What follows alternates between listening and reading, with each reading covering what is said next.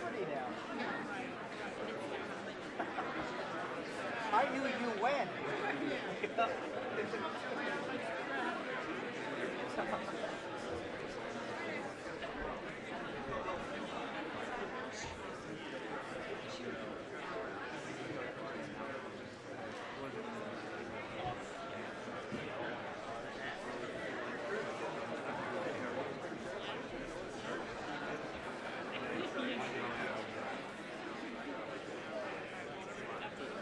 Yeah, that sounds good.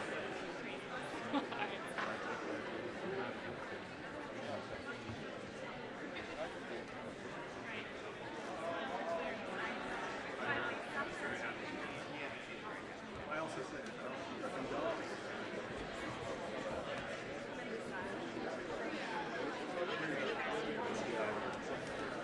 I heard someone appreciate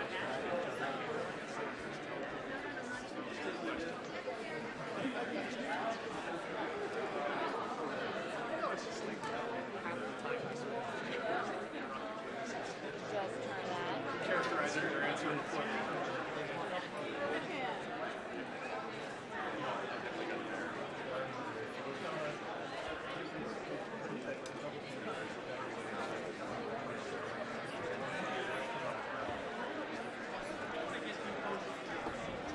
I'm gonna be. Are we doing 2 seats down there? I don't know.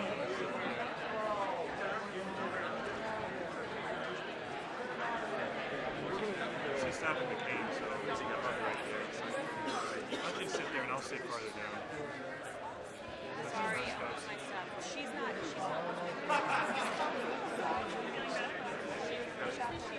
I'll sit down. Yeah. Okay.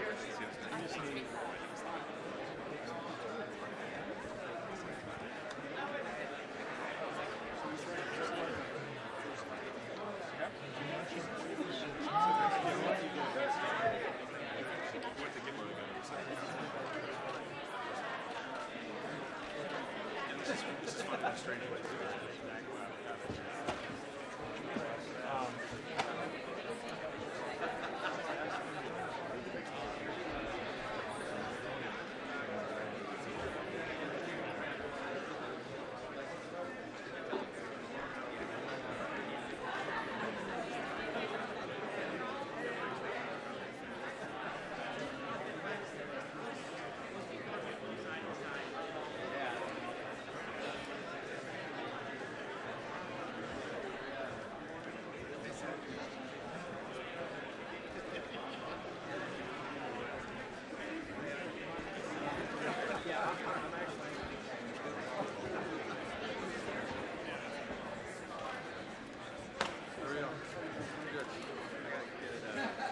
Probably thinks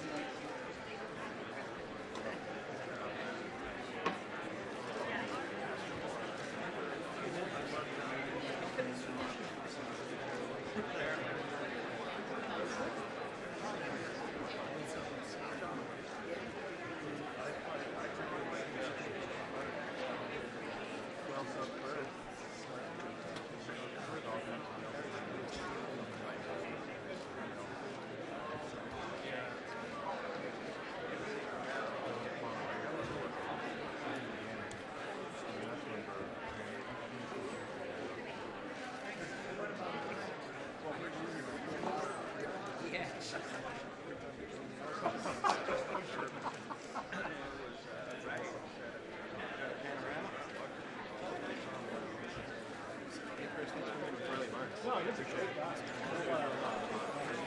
think that's the shot a little bit. It's very better.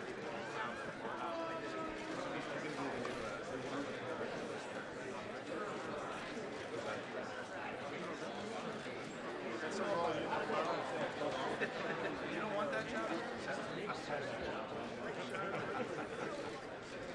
No, he said it's all good.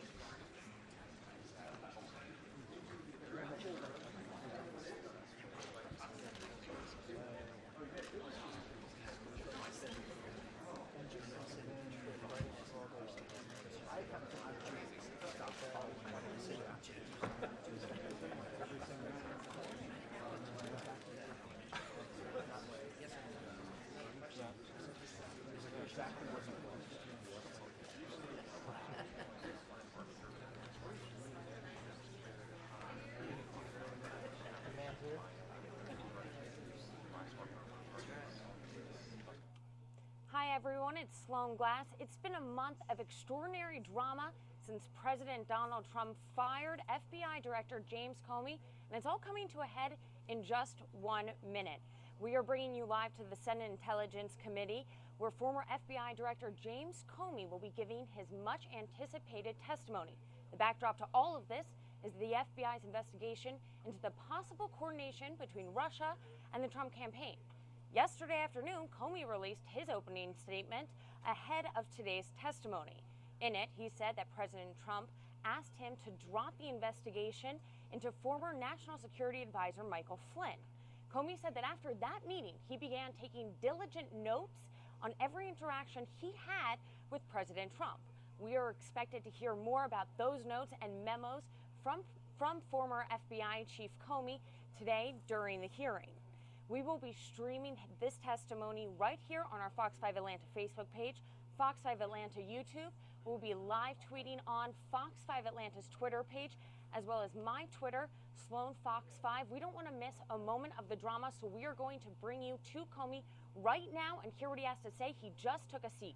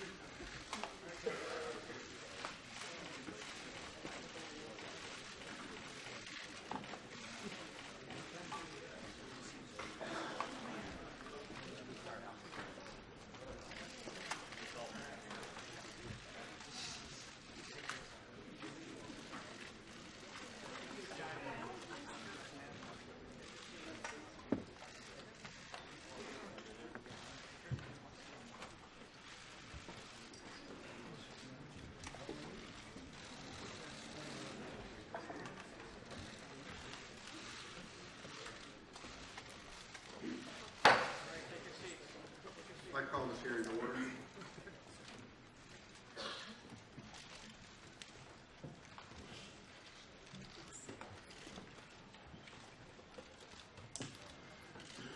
Director Comey, I appreciate your willingness to appear before the committee today, and more importantly, I thank you for your dedicated service and leadership to the Federal Bureau of Investigation.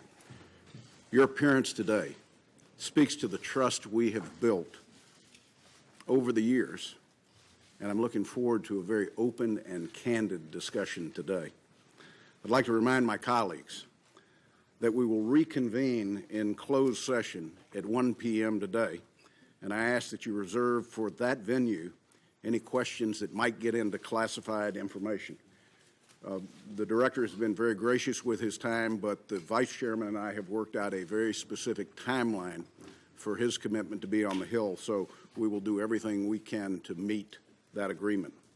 The Senate Select Committee on Intelligence exists to certify for the other 85 members of the United States Senate and the American people that the intelligence community is operating lawfully and has the necessary authorities and tools to accomplish its mission and keep America safe. Part of our mission, beyond the oversight we continue to provide to the intelligence community and its activities, is to investigate Russian interference in the 2016 U.S. elections. The committee's work continues.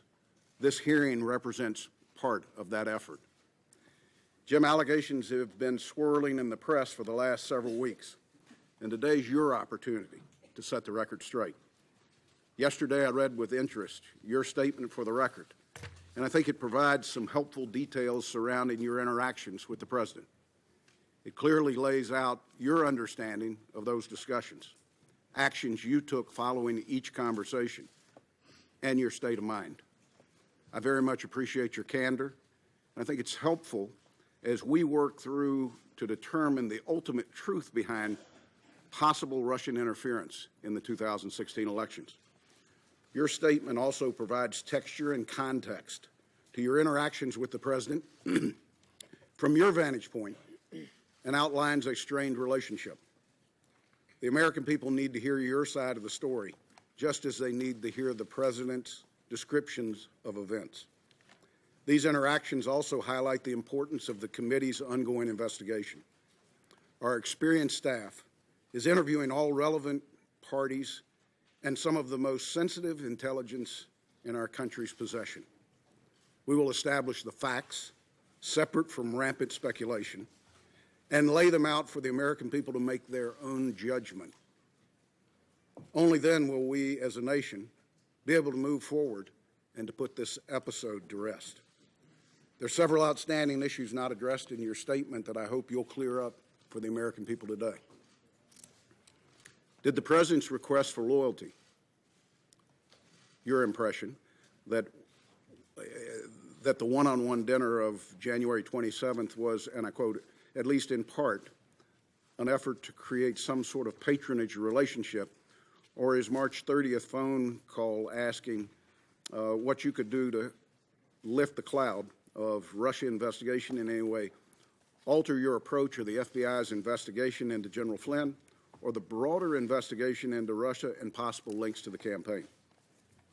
In your opinion, did potential Russian efforts to establish links with individuals in the Trump orbit rise to the level we could define as collusion, or was it a counterintelligence concern?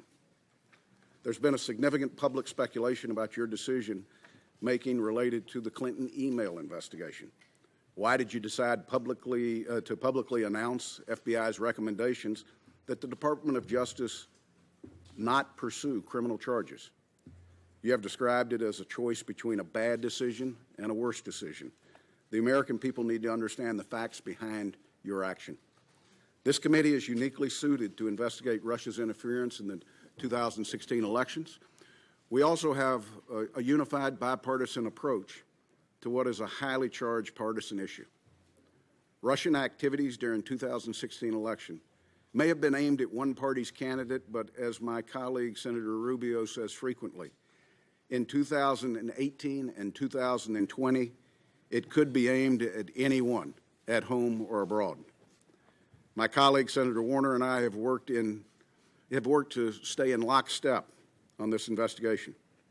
We've had our differences on approach at times, but I've constantly stressed that we need to be a team, and I think Senator Warner agrees with me.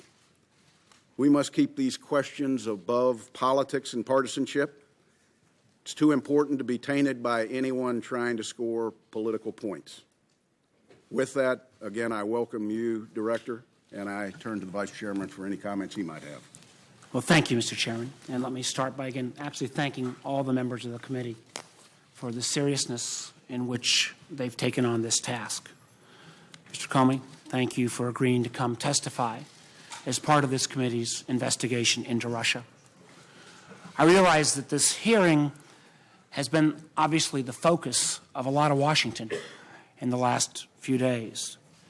But the truth is, many Americans who may be tuning in today probably haven't focused on every twist and turn of the investigation. So I'd like to briefly describe, at least from this senator's standpoint, what we already know and what we're still investigating. To be clear, this investigation is not about relitigating the election. It's not about who won or lost, and it sure as heck is not about Democrats versus Republicans.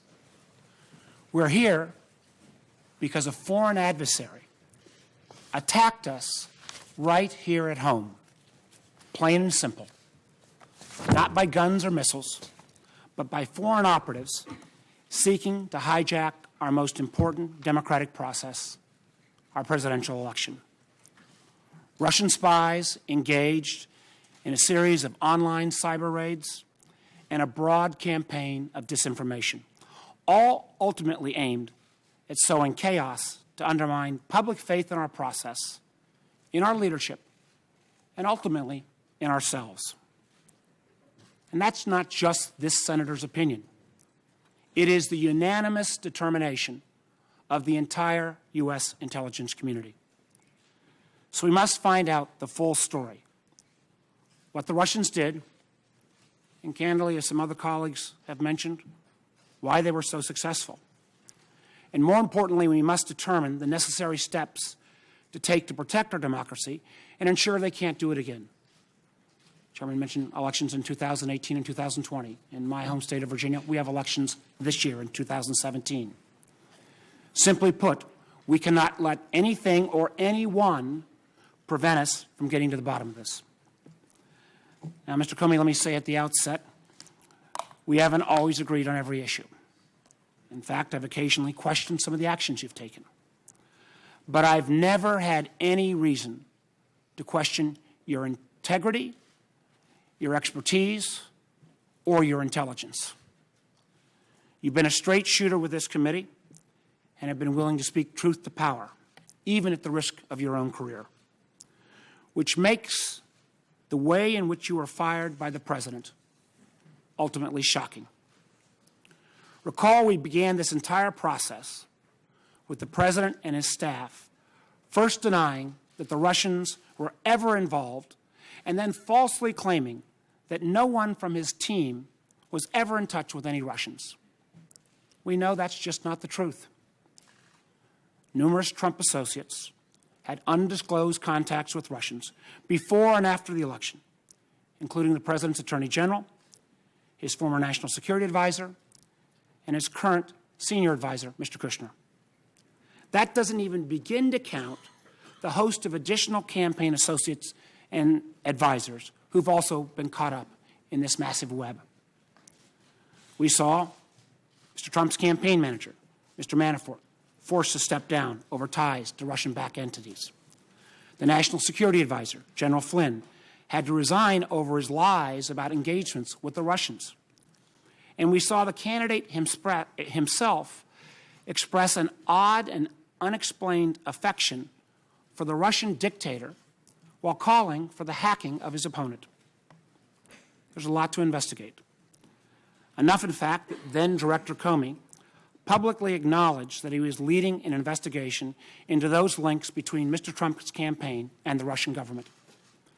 As the director of the FBI, Mr. Comey was ultimately responsible for conducting that investigation, which might explain why you're sitting now as a private citizen. What we didn't know was at the same time that this investigation was proceeding, the president himself appears to have been engaged in an effort to influence or at least co-opt the director of the FBI. The testimony that Mr. Comey has submitted for today's hearing is very disturbing. For example, on January 27th, after summoning Director Comey to dinner, the president appears to have threatened the director's job while telling him, quote, "I need loyalty. I expect loyalty."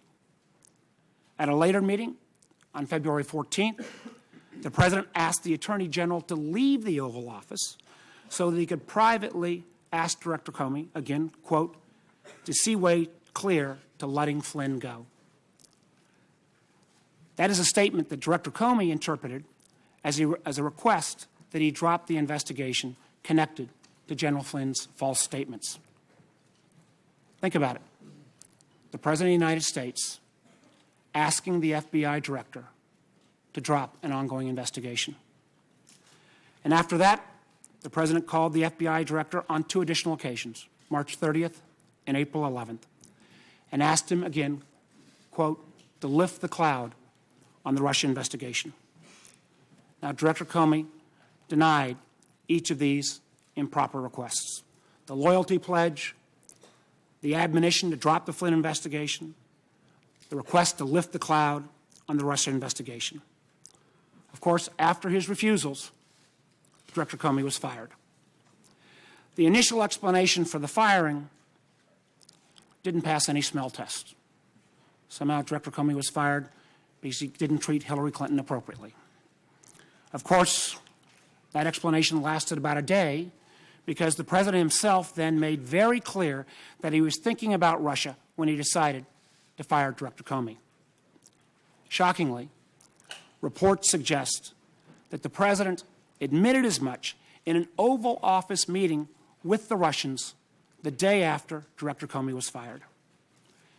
Disparaging our country's top law enforcement official as a quote-unquote nut job, the President allegedly suggested that his firing relieved great pressure on his feelings about Russia. This is not happening in isolation. At the same time the President was engaged in these efforts with Director Comey, he was also, at least allegedly, asking senior leaders of the intelligence community to downplay the Russian investigation or to intervene with the director. Yesterday, we had DNI Director Coates and NSA Director Admiral Rogers, who were offered a number of opportunities to flatly deny those press reports. They expressed their opinions, but they did not take that opportunity to deny those reports. They did not take advantage of that opportunity. In my belief, that's not how the President of the United States should behave. Regardless of the outcome of our investigation into the Russia links, Director Comey's firing and his testimony raise separate and troubling questions that we must get to the bottom of. Again, as I said at the outset, I've seen firsthand how seriously every member of this committee is taking his work. I'm proud of the committee's efforts so far. But let me be clear. This is not a witch hunt. This is not fake news. It is an effort to protect our country from a new threat that, quite honestly, will not go away anytime soon. So, Mr. Comey, your testimony here today will help us move towards that goal. I look forward to that testimony. Thank you, Mr. Chairman. Thank you, Vice Chairman. Director, as discussed when you agreed to appear before the committee, it would be under oath. I'd ask you to please stand, raise your right hand. Do you solemnly swear to tell the truth, the whole truth, and nothing but the truth, so help you God? Please be seated. Director Comey, you're now under oath. And I would just note to members, you will be recognized by seniority for a period up to 7 minutes. And again, it is the intent to move to a closed session no later than 1 p.m. With that, Director Comey, you are recognized. You have the floor for as long as you might need. Thank you, Mr. Chairman. Ranking Member Warner, members of the committee, thank you for inviting me here to testify today. I've submitted my statement for the record, and I'm not going to repeat it here this morning. I thought I would just offer some very brief introductory remarks, and then I would welcome your questions. When I was appointed FBI Director in 2013, I understood that I served at the pleasure of the President. Even though I was appointed to a 10-year term, which Congress created in order to underscore the importance of the FBI being outside of politics and independent, I understood that I could be fired by a president for any reason or for no reason at all. On May the 9th, when I learned that I had been fired, for that reason, I immediately came home as a private citizen. But then the explanations, the shifting explanations, confused me and increasingly concerned me. They confused me because the president and I had had multiple conversations about my job, both before and after he took office. And he had repeatedly told me I was doing a great job and he hoped I would stay. And I had repeatedly assured him that I did intend to stay and serve out the remaining 6 years of my term.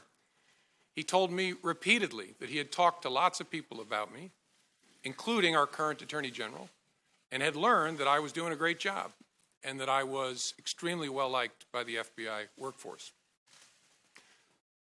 So it confused me when I saw on television the president saying that he actually fired me because of the Russia investigation, and learned again from the media that he was telling privately other parties that my firing had relieved great pressure on the Russia investigation. I was also confused by the initial explanation that was offered publicly that I was fired because of the decisions I had made during the election year.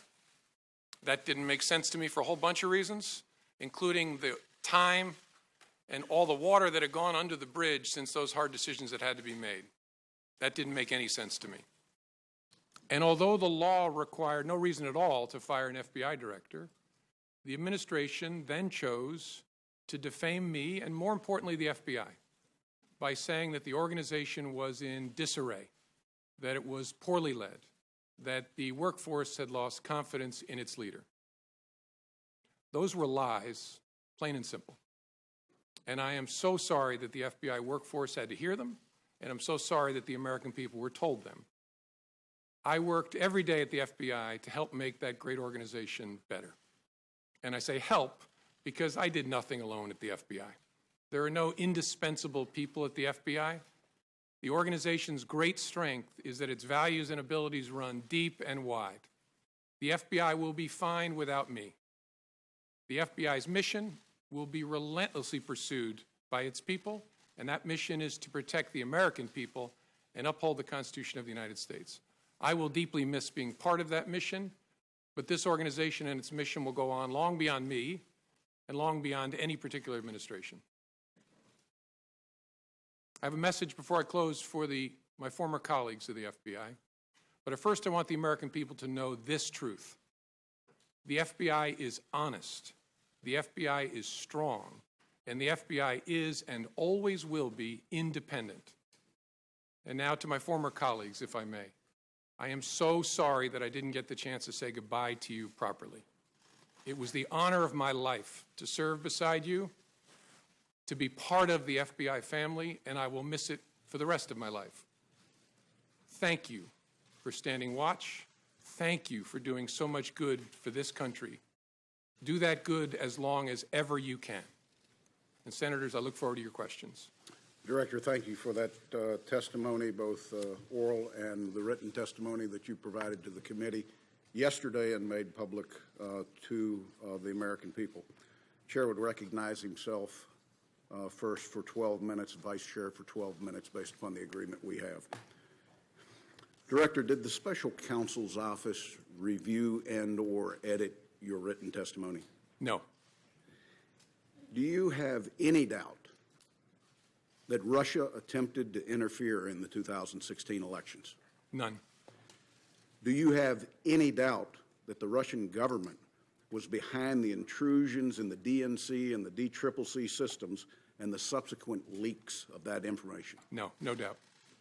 Do you have any doubt that the Russian government was behind the cyber intrusion into state voter files? No. Do you have any doubt that officials of the Russian government were fully aware of these activities? No doubt. Are you confident that no votes cast in the 2016 presidential election were altered? I'm confident. By the time when I left as director, I'd seen no indication of that whatsoever. Director Comey, did the president at any time ask you to stop the FBI investigation into Russian involvement in the 2016 U.S. elections? Not to my understanding, no. Did any individual working for this administration, including the Justice Department, ask you to stop the Russian investigation? No. Director, when the President requested that you, and I quote, let Flynn go, General Flynn had an unreported contact with the Russians, which is an offense. And if press accounts are right, there might have been discrepancies between facts and his FBI testimony. In your estimation, was General Flynn at that time in serious legal jeopardy? And in addition to that, do you sense that the President was trying to obstruct justice or just seek for a way for Mike Flynn to save face, given he had already been fired? Well, General Flynn at that point in time was in legal jeopardy. There was an open FBI criminal investigation of his statements in connection with the Russian contacts and the contacts themselves. And so that was my assessment at the time. I don't think it's for me to say whether the conversation I had with the President was an effort to obstruct. I took it as a very disturbing thing, very concerning, but that's a conclusion I'm sure the special counsel will work towards to try and understand what the intention was there and whether that's an offense. Director, is it possible that as part of this FBI investigation, the FBI could find evidence of criminality that is not tied to the 2016 elections, possible collusion, or coordination with Russians? Sure. So there could be something that just fits a criminal aspect to this that doesn't have anything to do with the 2016 election cycle. Correct. In any complex investigation, when you start turning over rocks, sometimes you find things that are unrelated to the primary investigation that are criminal in nature. Director Comey, you have been criticized publicly for the decision to present your findings on the email investigation directly to the American people. Have you learned anything since that time that would have changed what you said or how you chose to inform the American people? Honestly, no. I mean, it caused a whole lot of personal pain for me, but as I look back, given what I knew at the time and even what I've learned since, I think it was the best way to try and protect the justice institution, including the FBI. In the public domain is this question of the Steele dossier, a document that has been around now for over a year. I'm not sure when the FBI first took possession of it, but the media had it before you had it and we had it. At the time of your departure from the FBI, was the FBI able to confirm any criminal allegations contained in the Steele document? Mr. Chairman, I don't think that's a question I can answer in an open setting because it goes into the details of the investigation.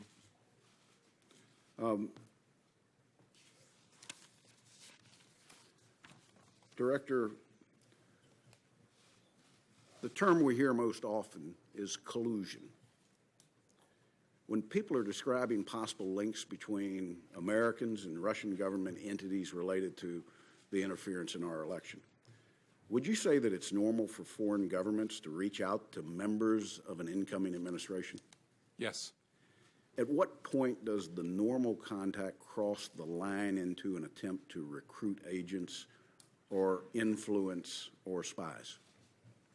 Difficult to say in the abstract. It depends upon the context, whether there's an effort to keep it covert, what the nature of the requests made of the American by the foreign government are. It's a judgment call based on a whole lot of facts. At what point would that recruitment become a counterintelligence threat to our country? Again, difficult to answer in the abstract, but when a foreign power is using especially coercion or some sort of pressure to try and co-opt an American, especially a government official, to act on its behalf, that's a serious concern to the FBI and at the heart of the FBI's counterintelligence mission. So if you've got a 36-page document of specific claims that are out there, the FBI would have to, for counterintelligence reasons, try to verify anything that might be claimed in there. One, and probably first and foremost, is the counterintelligence concerns that we have about blackmail. Would that be an accurate statement? Yes. If the FBI receives a credible allegation that there is some effort to co-opt, coerce, direct, employ covertly an American on behalf of the foreign power, that's the basis on which a counterintelligence investigation is opened. And when you read the dossier, what was your reaction, given that it was 100% directed at the president-elect? Not a question I can answer in an open setting, Mr. Chairman. Okay. When did you become aware of the cyber intrusion? The first there's all kinds of cyber intrusions going on all the time. The first Russia-connected cyber intrusion I became aware of in the late summer of 2015. And in that time frame, there were more than the DNC and the DCCC that were targets. Correct. There was a massive effort to target government and non-governmental, near-governmental agencies like nonprofits. What would be the estimate of how many entities out there the Russians specifically targeted in that time frame? It's hundreds. I suppose it could be more than 1,000, but it's at least hundreds. When did you become aware that data had been exfiltrated? I'm not sure exactly. I think either late 15 or early 16. And did you, the director of the FBI, have conversations with the last administration about the risk that this posed? Yes. And share with us, if you will, what actions they took. Well, the FBI had already undertaken an effort to notify all the victims, and that's what we consider the entities that were attacked as part of this massive spear phishing campaign. And so we notified them in an effort to disrupt what might be ongoing. And then there was a series of continuing interactions with entities through the rest of 15 into 16. And then throughout 16, the administration was trying to decide how to respond to the intrusion activity that it saw. And the FBI, in this case, unlike other cases that you might investigate, did you ever have access to the actual hardware that was hacked, or did you have to rely on a third party to provide you the data that they had collected? In the case of the DNC, and I believe the DCCC, but I'm sure the DNC, we did not have access to the devices themselves.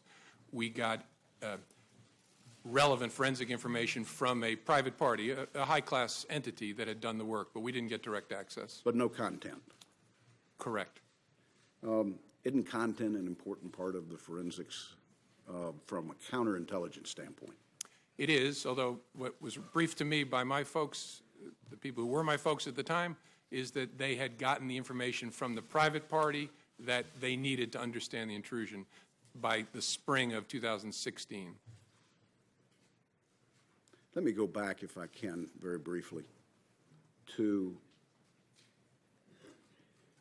the decision to publicly go out with your results on the email. Was your decision influenced by the Attorney General's tarmac meeting with the former President Bill Clinton? Yes, in a ultimately conclusive way. That was the thing that capped it for me, that I had to do something separately to protect the credibility of the investigation, which meant both the FBI and the Justice Department. Were there other things that contributed to that you can describe in an open session? There were other things that contributed to that. One significant item I can't. I know the committee's been briefed on. There's been some public accounts of it which are nonsense, but I understand the committee's been briefed on the classified facts.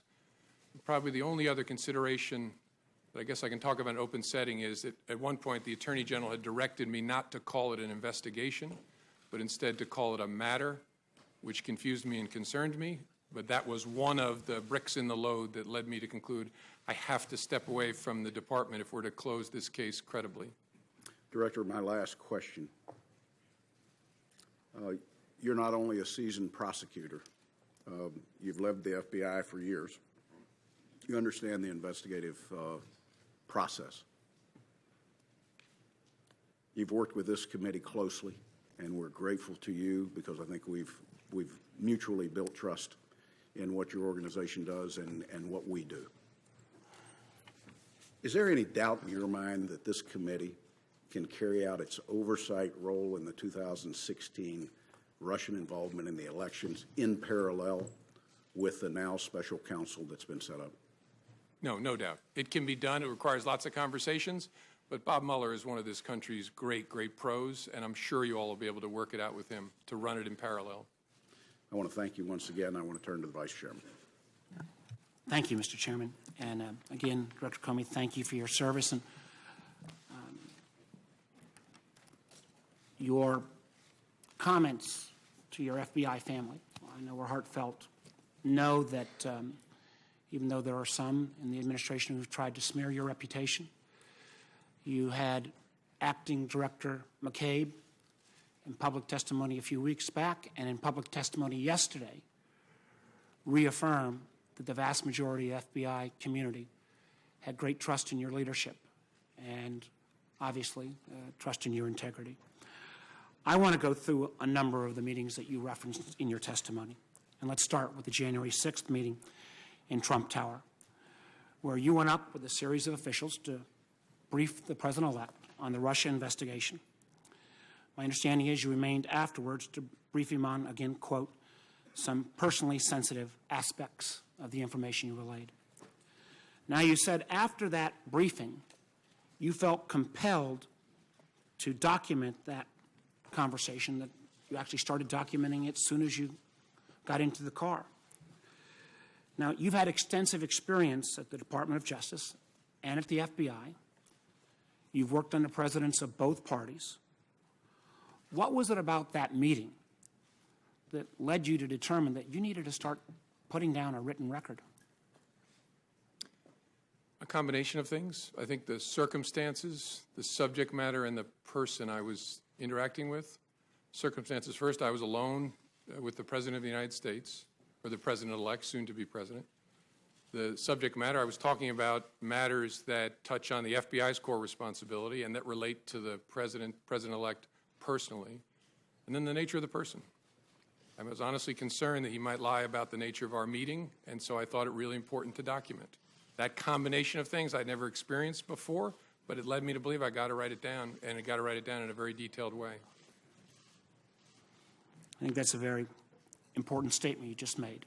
And my understanding is that then, again, unlike your dealings with presidents of either parties in your past experience, in every subsequent meeting or conversation with this president, you created a written record. Did you feel that you needed to create this written record of these memos because they might need to be relied on at some future date? Sure. I created records after conversations, and I think I did it after each of our 9 conversations. If I didn't, I did it for nearly all of them, especially the ones that were substantive. I knew that there might come a day when I would need a record of what had happened, not just to defend myself, but to defend the FBI and our integrity as an institution and the independence of our investigative function. That's what made this so difficult, is it was a combination of circumstances, subject matter, and the particular person. And so in all your experience, this was the only president that you felt like in every meeting you needed to document, because at some point, using your words, he might put out a non-truthful representation of that meeting. Now, that's right, Senator. And I, as I said in my written testimony, as FBI director, I interacted with President Obama, and I spoke only twice in 3 years and didn't document it. When I was Deputy Attorney General, I had one-on-one meeting with President Bush about a very important and difficult national security matter. I didn't write a memo documenting that conversation either. Sent a quick email to my staff to let them know there was something going on. But I didn't feel with President Bush the need to document it in that way. Again, because the combination of those factors just wasn't present with either President Bush or President Obama.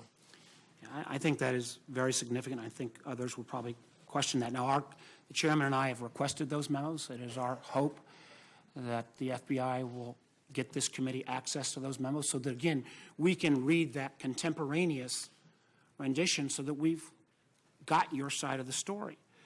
Now, I know members have said and press have said that if you were, a great deal has been made of whether the president, you are asked to, in effect, indicate whether the president was the subject of any investigation.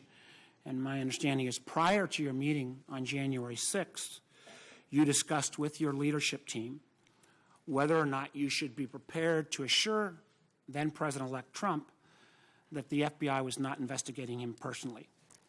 Now, my understanding is your leadership team agreed with that, but was that a unanimous decision? Was there any debate about that? It wasn't unanimous.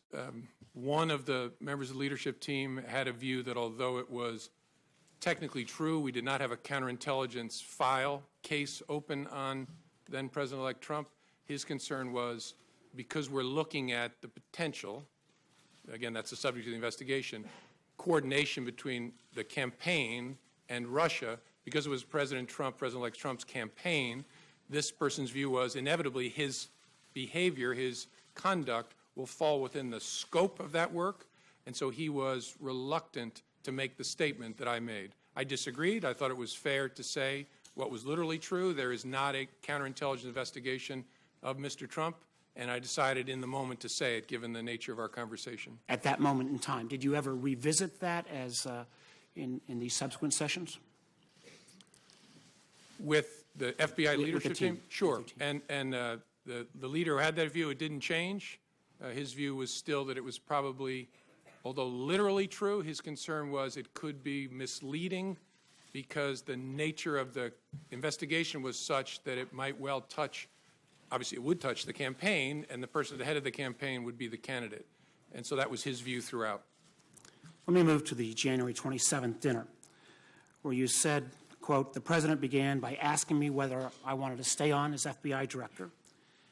He also indicated that lots of people, again your words, wanted the job. You go on to say that the dinner itself was seemingly an effort to, quote, have you ask him for your job and create some sort of, quote unquote, patronage relationship. The president seems, from my reading of your memo, to be holding your job or your possibility of continuing in your job over your head in a fairly direct way. What was your impression, and what did you mean by this notion of a patronage relationship? Well, my impression, and again, it's my impression, I could always be wrong, but my common sense told me that what was going on is either he had concluded or someone had told him that you've already asked Comey to stay and you didn't get anything for it, and that the dinner was an effort to build a relationship, in fact, he asked specifically, of loyalty in the context of asking me to stay. And as I said, what was odd about that is we'd already talked twice about it by that point, and he'd said, I very much hope you'll stay. I hope you'll stay. In fact, I just remembered sitting here, a third one, when you've seen the picture of me walking across the blue room, and what the president whispered in my ear was, I really look forward to working with you. So after those encounters... And that was just a few days before you were fired. Yeah, that was on the Sunday after the inauguration. The next Friday, I have dinner, and the president begins by wanting to talk about my job. And so I'm sitting there thinking, wait a minute, 3 times you've already asked me to stay or talked about me staying. My common sense, again, I could be wrong, but my common sense told me what's going on here is that he's looking to get something in exchange for granting my request to stay in the job. Again, we all understand. I was a governor. I had people work for me. But this constant request, and again, quoting you, him saying that he, despite you explaining your independence, he kept coming back to, I need loyalty. I expect loyalty. Had you ever had any of those kind of requests before from anyone else you'd worked for in the government? No. And what made me uneasy was I'm, at that point, the director of the FBI. The reason that Congress created a 10-year term is so that the director is not feeling as if they're serving with political loyalty owed to any particular person. The statue of justice has a blindfold on because you're not supposed to be peeking out to see whether your patron is pleased or not with what you're doing. It should be about the facts and the law. That's why I became FBI director, to be in that kind of position. So that's why I was so uneasy. Well, let me move on. My time's running out. February 14th, again, it seems a bit strange. You were in a meeting, and your direct superior, the Attorney General, was in that meeting as well, yet the President asked everyone to leave, including the Attorney General to leave, before he brought up the matter of General Flynn. What was your impression of that type of action? Had you ever seen anything like that before? No.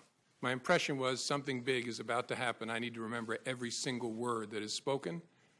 And again, I could be wrong. I'm 56 years old. I've been seen a few things.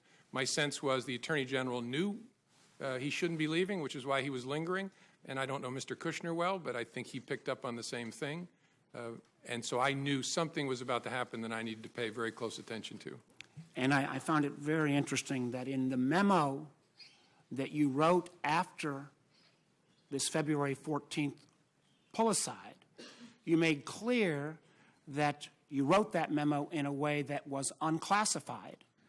If you affirmatively made the decision to write a memo that was unclassified, was that because you felt at some point the facts of that meeting would have to come clean and come clear and actually be able to be cleared in a way that could be shared with the American people?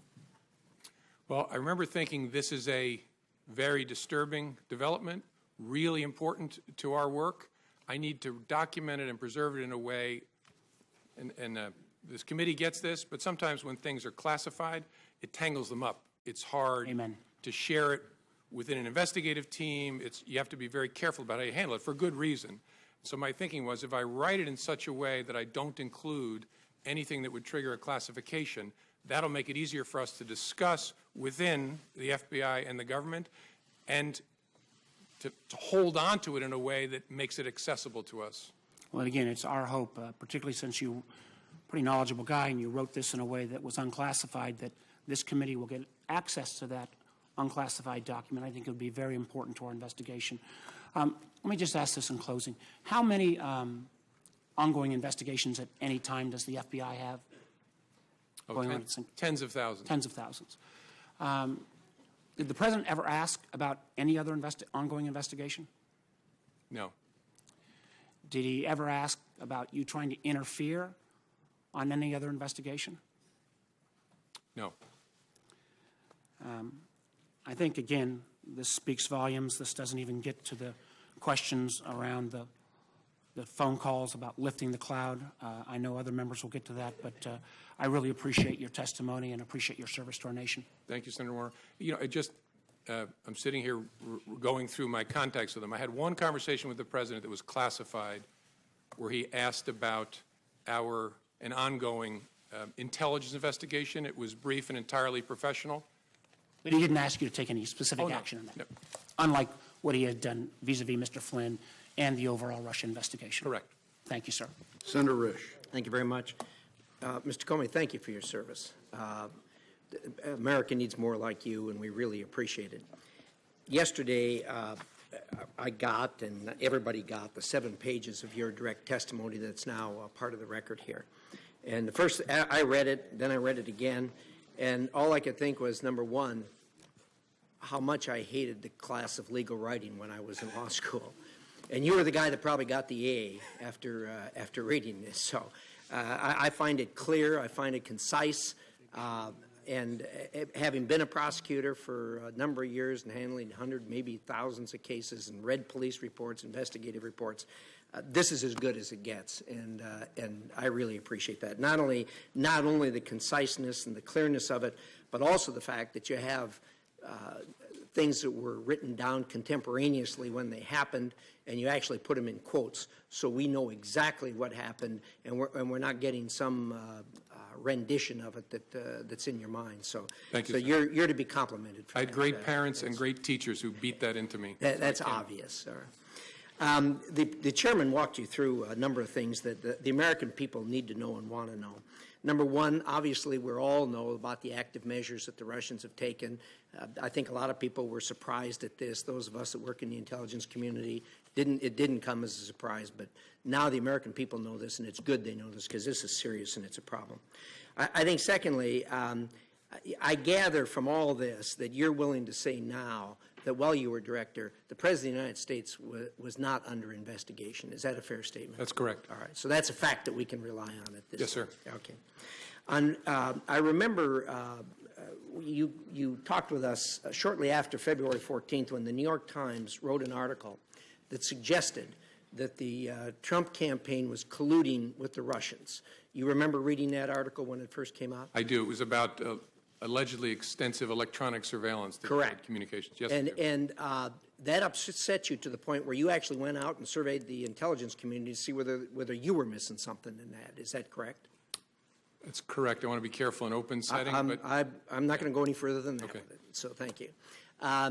In addition to that, after that, you sought out both Republican and Democrat senators to tell them that, hey, I don't know where this is coming from, but this is not the case. This is not factual. Do you recall that? Yes. Okay. So again, so the American people can understand this, that report by the New York Times was not true. Is that a fair statement? Yeah, in the main, it was not true. And again, all of you know this, maybe the American people don't. The challenge, and I'm not picking on reporters about writing stories about classified information, is the people talking about it often don't really know what's going on, and those of us who actually know what's going on are not talking about it. And we don't call the press to say, hey, you got that thing wrong about this sensitive topic. We just have to leave it there. I mentioned to the chairman the nonsense around what influenced me to make the July 5th statement. Nonsense, but I can't go explaining how it's nonsense. Thank you. All right, so those three things we now know regarding the active measures with the president's under investigation and the collusion between the Russian, the Trump campaign and the Russians. I want to drill right down, as my time is limited, to the most recent dust-up regarding allegations that the President of the United States obstructed justice. And, boy, you nailed this down on page 5, paragraph 3. You put this in quotes. Words matter. You wrote down the words so we can all have the words in front of us now. There's 28 words there that are in quotes, and it says, quote, I hope, this is the president speaking, I hope you can see your way clear to letting this go, to letting Flynn go. He is a good guy. I hope you can let this go. Now, those are his exact words. Is that correct? Correct. And you wrote them here and you put them in quotes? Correct. Okay.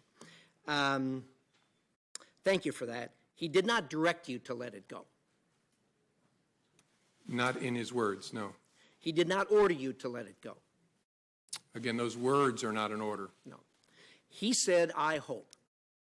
Now, like me, you probably did hundreds of cases, maybe thousands of cases, charging people with criminal offenses. And, of course, you have knowledge of the thousands of cases out there that where people have been charged. Do you know of any case where a person has been charged for obstruction of justice, or for that matter, any other criminal offense, where they said or thought they hoped for an outcome? I don't know well enough to answer. And the reason I keep saying his words is I took it as a direction. Right. I mean, this is the President of the United States with me alone saying, I hope this. I took it as this is what he wants me to do. Now, I didn't obey that, but that's the way I took it. You may have taken it as a direction, but that's not what he said. Correct. That's He why said, I hope. those are exact words. Okay. Correct. You don't know of anyone that's ever been charged for hoping something. Is that a fair statement? I don't as I sit here. Yeah, thank you. Thank you, Mr. Chairman. Senator Feinstein. Thanks very much, Mr. Chairman. Mr. Comey, I just want you to know that I have great respect for you. Senator Cornyn and I sit on the Judiciary Committee, so we have occasion to have you before us. And I know that you're a man of strength and integrity, and I really regret the situation that we all find ourselves in. I just want to say that. Let me begin with one overarching question. Why do you believe you were fired? I guess I don't know for sure. I believe I take the president at his word that I was fired because of the Russia investigation. Something about the way I was conducting it, the president felt created pressure on him that he wanted to relieve. Again, I didn't know that at the time, but I've watched his interview. I've read the press accounts of his conversations, so I take him at his word there. Now, look, I could be wrong. Maybe he's saying something that's not true, but I take him at his word, at least based on what I know now. Talk for a moment about his request that you pledge loyalty and your response to that and what impact you believe that had. I don't know for sure because I don't know the president well enough to read him well.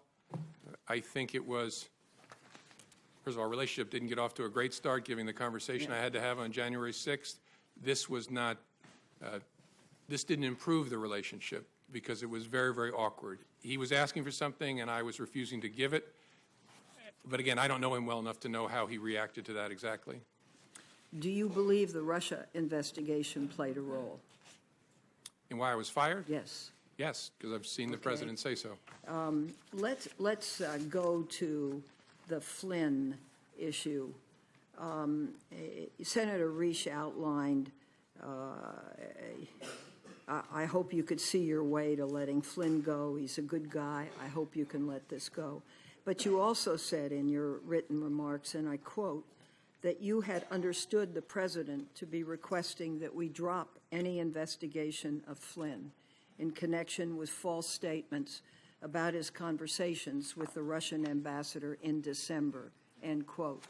Please go into that with more detail.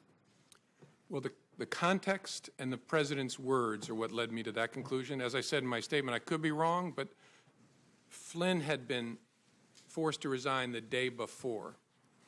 And the controversy around General Flynn at that point in time was centered on whether he had lied to the vice president about the nature of his conversations with the Russians, whether he had been candid with others in the course of that.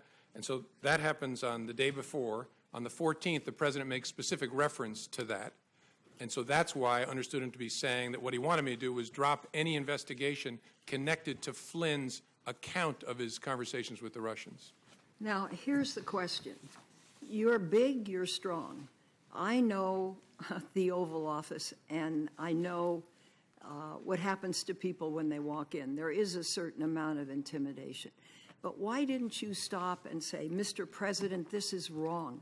I cannot discuss this with you? It's a great question. Maybe if I were stronger, I would have. I was so stunned by the conversation that I just took it in. And the only thing I could think to say, because I was playing in my mind, because I was going to remember every word he said, I was playing in my mind, what should my response be? And that's why I very carefully chose the words. And look, I've seen the tweet about tapes. Lordy, I hope there are tapes. I remember saying, I agree he's a good guy, as a way of saying I'm not agreeing with what you just asked me to do. Again, maybe other people would be stronger in that circumstance, but that's how I conducted myself. I hope I'll never have another opportunity. Maybe if I did it again, I would do it better. You described 2 phone calls that you received from President Trump, one on March 30 and one on April 11, where he, quote, described the Russia investigation as a cloud that was impairing his ability, end quote, as president, and asked you, quote, to lift the cloud, end quote. How did you interpret that? And what did you believe he wanted you to do? I interpreted that as he was frustrated that the Russia investigation was taking up so much time and energy. I think he meant of the executive branch, but in the public square in general, and it was making it difficult for him to focus on other priorities of his. But what he asked me was actually narrower than that. So I think what he meant by the cloud, and again, I could be wrong, but what I think he meant by the cloud was the entire investigation is taking up oxygen and making it hard for me to focus on the things I want to focus on. The ask was to get it out that I, the president, am not personally under investigation. After April 11th, did he ask you more ever about the Russia investigation? Did he ask you any questions? We never spoke again after April 11th. You told the president, I would see what we could do. What did you mean? It was kind of a slightly cowardly way of trying to avoid telling him we're not going to do that, that I would see what we could do. It was a way of kind of getting off the phone, frankly. And then I turned and handed it to the acting Deputy Attorney General, Mr. Bente. So I wanted to go into that. Who did you talk with about that, lifting the cloud, stopping the investigation back at the FBI, and what was their response? Well, the FBI, during one of the 2 conversations, I'm not remembering exactly, I think the first, my chief of staff was actually sitting in front of me and heard my end of the conversation because the president's call was a surprise. And I discussed the lifting the cloud and the request with the senior leadership team, who typically, and I think in all these circumstances, was the deputy director, my chief of staff, the general counsel, the deputy director's chief counsel, and I think in a number of circumstances, the number 3 in the FBI, and a few of the conversations included the head of the National Security Branch. So that group of us that lead the FBI when it comes to national security. Okay, you have the President of the United States asking you to stop an investigation that's an important investigation. What was the response of your colleagues? I think they were as shocked and troubled by it as I was. Some said things that led me to believe that. I don't remember exactly, but the reaction was similar to mine. They're all experienced people who had never experienced such a thing. So they were very concerned. And then the conversation turned to about, so what should we do with this information? And that was a struggle for us because we are the leaders of the FBI, so it's been reported to us in that I heard it, and now I've shared it with the leaders of the FBI. Our conversation was, should we share this with any senior officials at the Justice Department? Our absolute primary concern was we can't infect the investigative team. We don't want the agents and analysts working on this to know the President of the United States has asked, and when it comes from the President, I took it as a direction, to get rid of this investigation because we're not going to follow that request.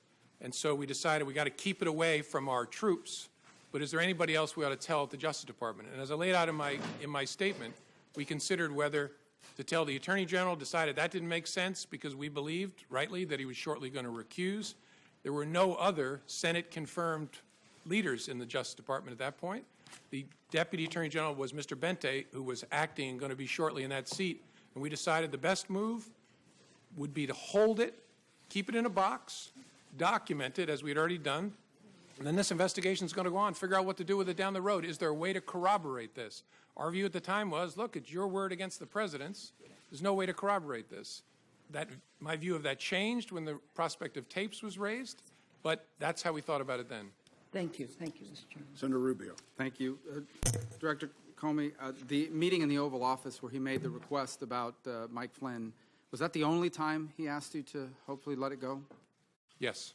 And in that meeting, as you understood it, he was asking not about the general Russia investigation. He was asking very specifically about the jeopardy that Flynn was in himself. That's how I understood it. Yes, sir. And as you perceived it, while it was a request that you hoped you did away with it, you perceived it as an order, given his position, the setting, and the like, and some of the circumstances. Yes. At the time, did you say anything to the President about that is not an appropriate request, or did you tell the White House counsel that is not an appropriate request? Someone needs to go tell the President that he can't do these things? I didn't, no. Okay. Why? I don't know. I think, as I said earlier, I think the circumstances were such that I was a bit stunned and didn't have the presence of mind. And I don't know, I don't want to make you sound like I'm Captain Courageous. I don't know whether, even if I had the presence of mind, I would have said to the President, sir, that's wrong. I don't know whether I would have. Okay. But in the moment, it didn't come to my mind. What came to my mind is be careful what you say. And so I said, I agree Flynn is a good guy. So on the cloud, we keep talking about this cloud. You perceive the cloud to be the Russian investigation in general. Yes, sir. Right? But his specific ask was that you would tell the American people what you had already told him, what you had already told the leaders of Congress, both Democrats and Republicans, that he was not personally under investigation. Yes, sir. In fact, he was asking you to do what you have done here today. Correct. Yes, sir. Okay. And again, at that setting, did you say to the President that it would be inappropriate for you to do so and then talk to the White House counsel or anybody so hopefully they would talk to him and tell him that he couldn't do this? First time I said, I'll see what we can do. Second time, I explained how it should work, that the White House counsel should contact the Deputy Attorney General. You told him the President said, okay, I think that's what I'll do. And just to be clear, for you to make a public statement that he was not under investigation would not have been illegal, but you felt it made no sense because it could potentially create a duty to correct if circumstances changed. Yes, sir. We wrestled with it before my testimony where I confirmed that there was an investigation, and there were two primary concerns. One was it creates a duty to correct, which I've lived before, and you want to be very careful about doing that. And second, it's a slippery slope because if we say the President and the Vice President aren't under investigation, what's the principled basis for stopping? Okay. And so the leadership at Justice, Acting Attorney General Bente, said you're not going to do that. Now, on March 30th, during the phone call about General Flynn, you said he abruptly shifted and brought up something that you call, quote unquote, the McCabe thing. Specifically, the McCabe thing, as you understood it, was that McCabe's wife had received campaign money from what I assume means Terry McAuliffe. Yes, sir. Who That's was what I very understand. close to the Clintons. And so why had the president at any point in time expressed to you concern, opposition, potential opposition to McCabe? I don't like this guy because he got money from someone that's close to Clinton. He had asked me during previous conversations about Andy McCabe and said, in essence, how's he going to be with me as president? I was pretty rough on him on the campaign trail. He was rough on McCabe? He was rough, by his own account. He said he was rough on McCabe and Mrs. McCabe on the campaign trail. How's he going to be? And I assured the president, Andy is a total pro. No issue at all. You got to know the people of the FBI. They are not. So then the president turns to you and says, remember, I never brought up the McCabe thing because you said he was a good guy. Did you perceive that to be a statement that I took care of you, I didn't do something because you told me he was a good guy, so now, I'm asking you potentially for something in return? Is that how you perceived it? I wasn't sure what to make of it, honestly. That's possible, but it was so out of context that I didn't have a clear view of what it was. Now, on a number of occasions here, you bring up, let's talk now about the general Russia investigation, okay?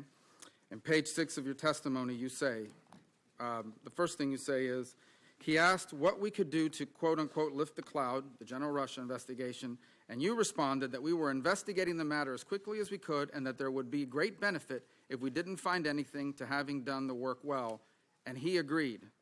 He reemphasized the problems it was causing him, but he agreed. So in essence, the president agreed with your statement that it would be great if we could have an investigation, all the facts came out, and we found nothing. So he agreed that that would be ideal, but this cloud is still messing up my ability to do the rest of my agenda. Is that an accurate assessment of? Yes, sir. He actually went farther than that. He said, and if some of my satellites did something wrong, it'd be good to find that out. Well, that's the second part, and that is the satellites. He said if one of my satellites, I imagine by that he meant some of the other people surrounding his campaign did something wrong, it would be great to know that as well. Yes, sir. That's what he said. So are those the only two instances in which that sort of back and forth happened, where the president was basically saying, and I'm paraphrasing here, it's okay, do the Russia investigation. I hope it all comes out. I have nothing to do with anything Russia. It'd be great if it all came out, if people around me were doing things that were wrong. Yes, as I recorded it accurately there, that was the sentiment he was expressing. Yes, sir. So what it comes down to is the president has asked three things of you. He asked for your loyalty, and you said you would be loyally honest. Honestly loyal. Honestly loyal. He asked you on one occasion to let the Mike Flynn thing go because he was a good guy. By the way, you're aware that he said the exact same thing in the press the next day. He's a good guy, he's been treated unfairly, et cetera, et cetera. So I imagine your FBI agents read that. I'm sure they did. The president's wishes were known to them, certainly by the next day when he had a press conference with the prime minister. But going back, the three requests were, number one, be loyal. Number two, let the Mike Flynn thing go. He's a good guy. He's been treated unfairly. And number three, can you please tell the American people what these leaders in Congress already know, what you already know, what you've told me 3 times, that I'm not personally under investigation? Those are the 3 things he asked. Yes, sir. You know, this investigation is full of leaks left and right. I mean, we've learned more from the newspapers sometimes than we do from our open hearings, for sure. You ever wonder why, of all the things in this investigation, the only thing that's never been leaked is the fact that the president was not personally under investigation, despite the fact that both Democrats and Republicans in the leadership of Congress knew that and have known that for weeks? I don't know. I find matters that are briefed to the Gang of 8 are pretty tightly held, in my experience. Finally, who are those senior leaders at the FBI that you shared these conversations with? As I said in response to Senator Feinstein's question, Deputy Director, my Chief of Staff, General Counsel, the Deputy Director's Chief Counsel, and then more often than not, the number 3 person at the FBI, who's the Associate Deputy Director, and then quite often the head of the National Security Branch. Senator Wyden. Thank you, Mr. Chairman. Mr. Comey, welcome. You and I have had significant policy differences over the years, particularly protecting Americans' access to secure encryption. But I believe the timing of your firing stinks. And yesterday you put on the record testimony that demonstrates why the odor of presidential abuse of power is so strong. Now to my questions. In talking to Senator Warner about this dinner that you had with the president, I believe January 27th, all in one dinner, the president raised your job prospects, he asked for your loyalty, and denied allegations against him. All took place over one supper. Now, you told Senator Warner that the president was looking to, quote, get something. Looking back, did that dinner suggest that your job might be contingent on how you handled the investigation? I don't know that I'd go that far. I got the sense my job would be contingent upon how he felt excuse me, how he felt I conducted myself and whether I demonstrated loyalty. But I don't know whether I go so far as to connect it to the investigation. You said the president was trying to create some sort of patronage relationship. In a patronage relationship, isn't the underling expected to behave in a manner consistent with the wishes of the boss? Yes. Okay. Or at least consider how what you're doing will affect the boss as a significant consideration. Let me turn to the Attorney General. In your statement, you said that you and the FBI leadership team decided not to discuss the president's actions with Attorney General Sessions, even though he had not recused himself.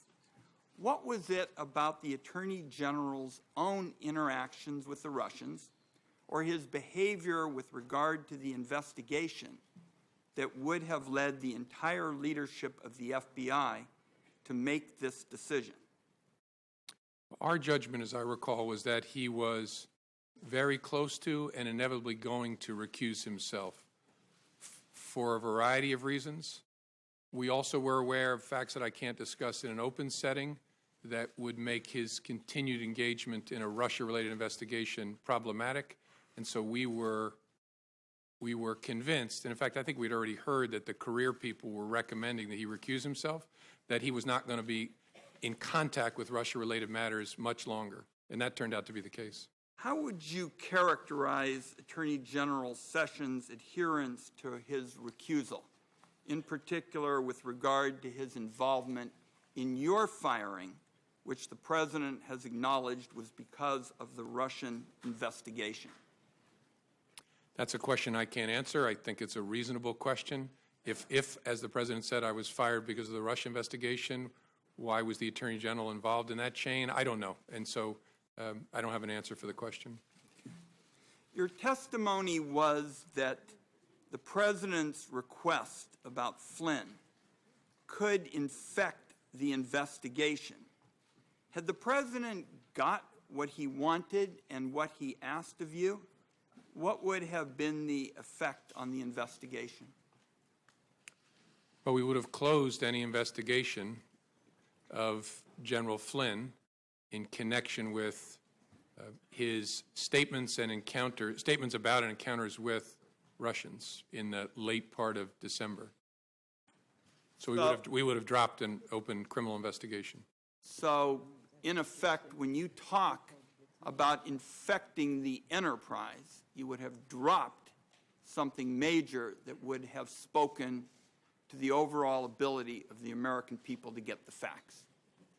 Correct. And as good as our people are, our judgment was we don't want them hearing that the President of the United States wants this to go away because it might have an effect on their ability to be fair and impartial and aggressive.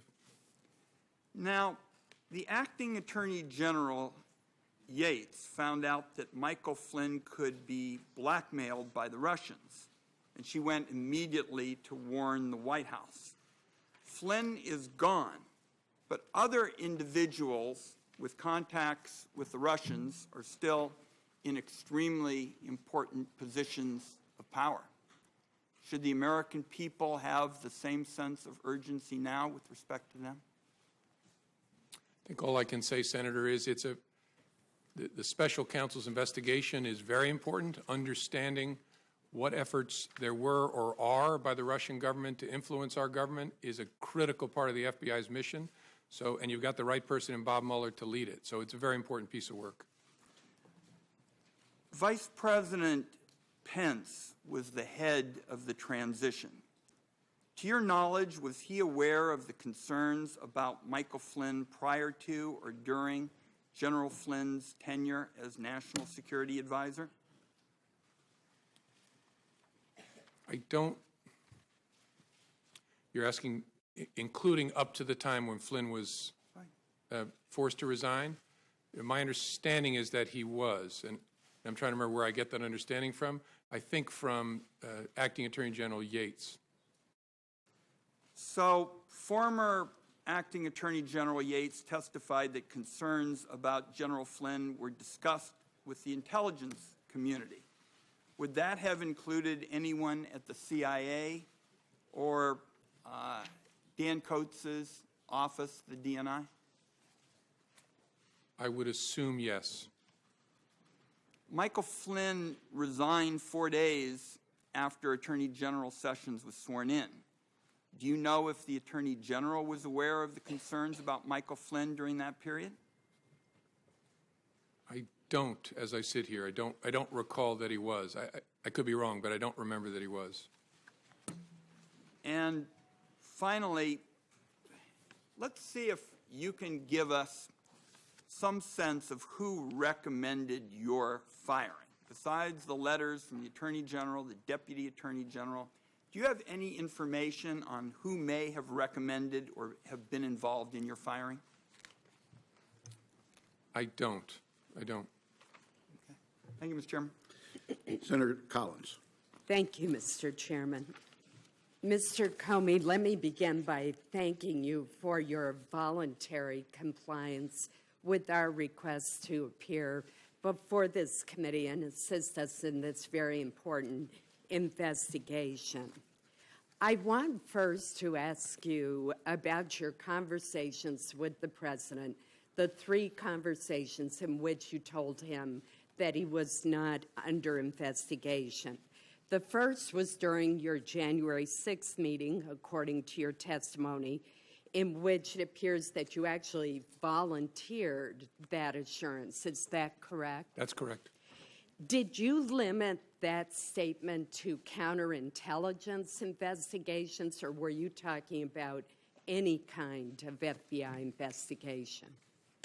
I didn't use the term counterintelligence. I was speaking to him and briefing him about some salacious and unverified material. It was in the context of that he had a strong and defensive reaction about that not being true. And my reading of it was important for me to assure him we were not personally investigating him. And so the context then was actually narrower, focused on what I just talked to him about. But it was very important because it was, first, true, and second, I was worried very much about being in kind of a J. Edgar Hoover type situation. I didn't want him thinking that I was briefing him on this to sort of hang it over him in some way. I was briefing him on it because we had been told by the media it was about to launch. We didn't want to be keeping that from him. And if there was he needed to know this was being said. But I was very keen not to leave him with an impression that the Bureau was trying to do something to him. And so that's the context in which I said, sir, we're not personally investigating you. And then and that's why you volunteered the information. Yes, ma'am. Correct. Then on the January 27th dinner, you told the President that he should be careful about asking you to investigate because, quote, you might create a narrative that we are investigating him personally, which we weren't. Again, were you limiting that statement to counterintelligence investigations or more broadly, such as a criminal investigation? The context was very similar. I didn't modify the word investigation. It was, again, he was reacting strongly again to that unverified material, saying, I'm tempted to order you to investigate it. And that, in the context of that, I said, sir, you want to be careful about that because it might create a narrative we're investigating you personally. And then there was the March 30th phone call with the President in which you reminded him that congressional leaders have been briefed that we were not personally, the FBI was not personally investigating President Trump. And again, was that statement to congressional leaders and to the President limited to counterintelligence investigations, or was it a broader statement? I'm trying to understand whether there was any kind of investigation of the President underway. No. I'm sorry. And if I misunderstood, I apologize. We briefed the congressional leadership about what Americans we had opened counterintelligence investigation cases on, and we specifically said the president is not one of those Americans, but that there was no other investigation of the president that we were not mentioning at that time. What the context was counterintelligence, but I wasn't trying to hide some criminal investigation of the president. And was the president under investigation at the time of your dismissal on May 9th? No. I'd like to now turn to the conversations with the president about Michael Flynn, which have been discussed at great length. And first, let me make very clear that the president never should have cleared the room, and he never should have asked you, as you reported, to let it go, to let the investigation go. But I remain puzzled by your response. Your response was, I agree that Michael Flynn is a good guy. You could have said, Mr. President, this meeting is inappropriate. This response could compromise the investigation. You should not be making such a request. It's fundamental to the operation of our government that the FBI be insulated from this kind of political pressure. And you've talked a bit today about that you were stunned by the president making the request. But my question to you is, later on, upon reflection, did you go to anyone at the Department of Justice and ask them to call the White House counsel's office and explain that the president had to have a far better understanding and appreciation of his role vis-a-vis the FBI? In general, I did. I spoke to the Attorney General, and I spoke to the new Deputy Attorney General, Mr. Rosenstein, when he took office, and explained my serious concern about the way in which the president is interacting, especially with the FBI. And I specifically, as I said in my testimony, told the Attorney General, it can't happen that you get kicked out of the room and the president talks to me. But look, in the room, but why didn't we raise the specific? It was of investigative interest to us to try and figure out, so what just happened with the president's request? So I would not have wanted to alert the White House that it had happened until we figured out what are we going to do with this investigatively. Your testimony was that you went to Attorney General Sessions and said, don't ever leave me alone with him again. Are you saying that you also told him that he had made a request that you let it go with regard to part of the investigation of Michael Flynn? No, I specifically did not. I did not. You mentioned that from your very first meeting with the president, you decided to write a memo memorializing the conversation. What was it about that very first meeting that made you write a memo when you had not done that with two previous presidents? As I said, a combination of things.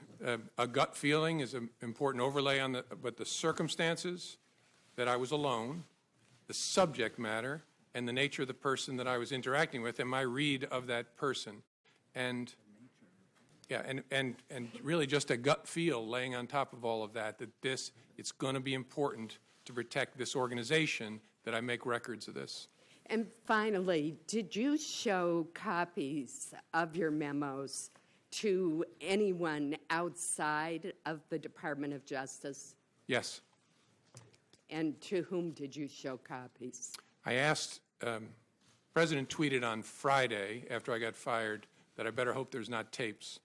I woke up in the middle of the night on Monday night, because it didn't dawn on me originally, that there might be corroboration for our conversation. There might be a tape. And my judgment was I needed to get that out into the public square. And so I asked a friend of mine to share the content of the memo with a reporter. Didn't do it myself for a variety of reasons, but I asked him to because I thought that might prompt the appointment of a special counsel. And so I asked a close friend of mine to do it. And was that Mr. Wittes? No, no. Who was that? A good friend of mine who's a professor at Columbia Law School. Thank you. Senator Heinrich. Mr. Comey, prior to January 27th of this year, Have you ever had a one-on-one meeting or a private dinner with a president of the United States? No. I met dinner, no. I had 2 one-on-ones with President Obama that I laid out in my testimony, once to talk about law enforcement issues, law enforcement and race, which was an important topic throughout for me and for the president, and then once very briefly for him to say goodbye. Were those brief interactions? No. The one about law enforcement and race and policing, we spoke for probably over an hour, just the 2 of us. How unusual is it to have a one-on-one dinner with the president? Did that strike you as odd? Yeah, so much so that I assumed there would be others, that he couldn't possibly be having dinner with me alone. Do you have an impression that if you had found, if you had behaved differently in that dinner, and I am quite pleased that you did not, but if you had found a way to express some sort of expression of loyalty, or given some suggestion that the Flynn criminal investigation might be pursued less vigorously, do you think you would have still been fired? I don't know. It's impossible to say looking back. I don't know. But you felt like those 2 things were directly relevant to your the kind of relationship that the president was seeking to establish with you? Sure, yes. Yeah. The president has repeatedly talked about the Russian investigation into the U.S. Or Russia's involvement in the U.S. election cycle as a hoax and as fake news.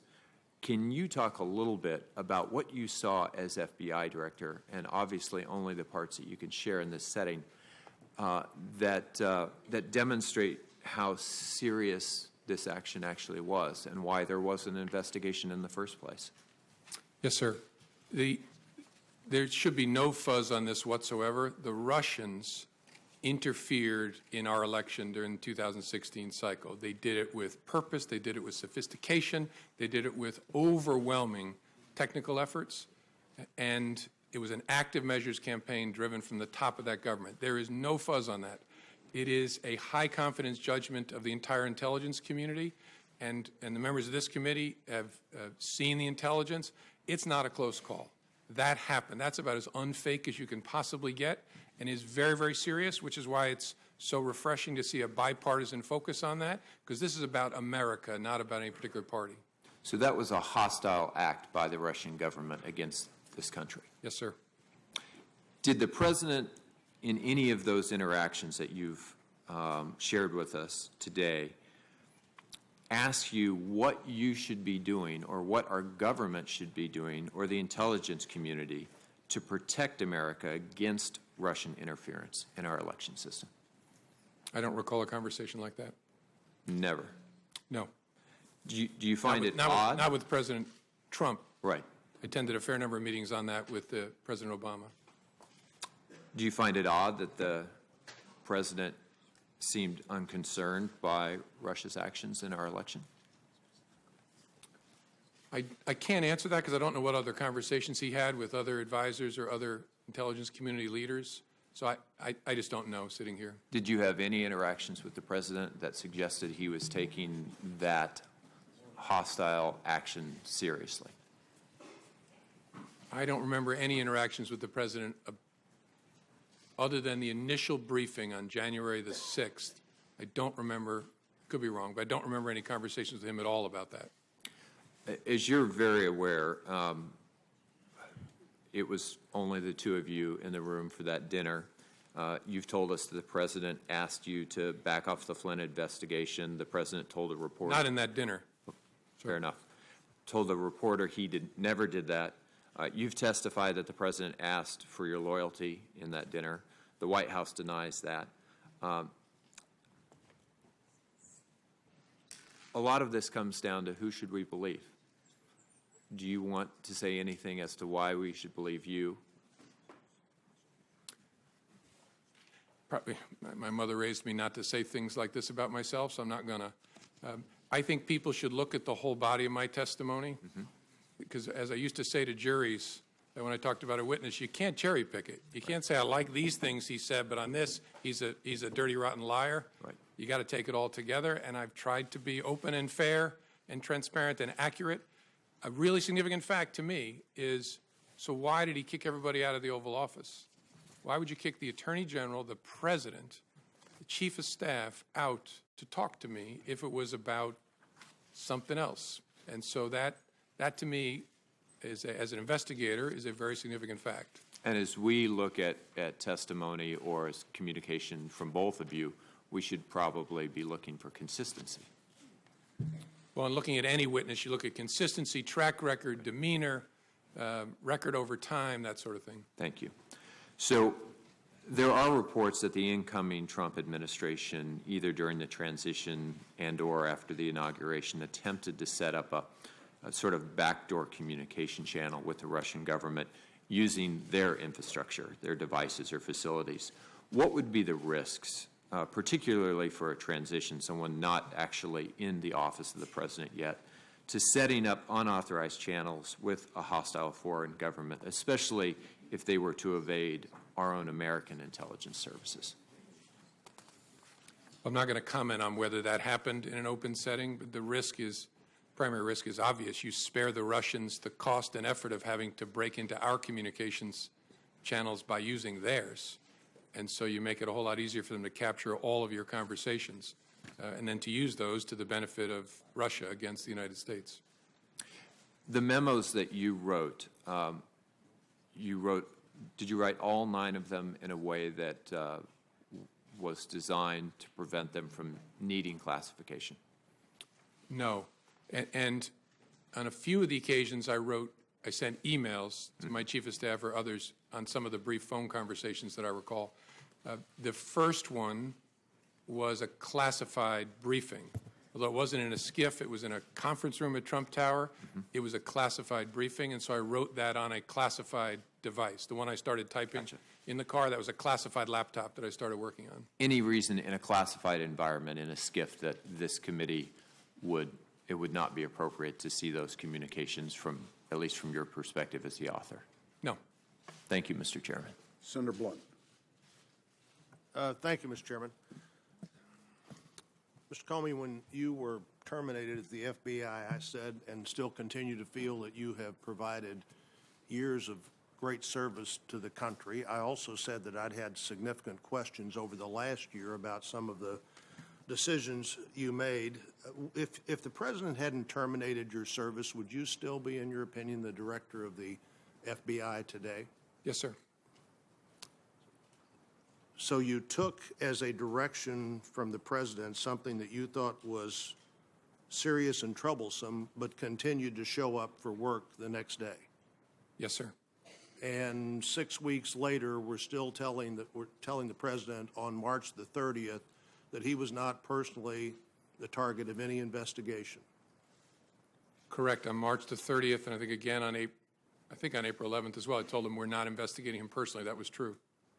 Well, the point to me, the concern to me there is that all these things are going on. You now, in retrospect, or at least you now to this committee, that you had serious concerns about what the president had, you believe, directed you to do, and had taken no action, hadn't even reported up the chain of command, assuming you believe there isn't up the chain of command, that these things had happened. Do you have a sense of that, looking back, that that was a mistake?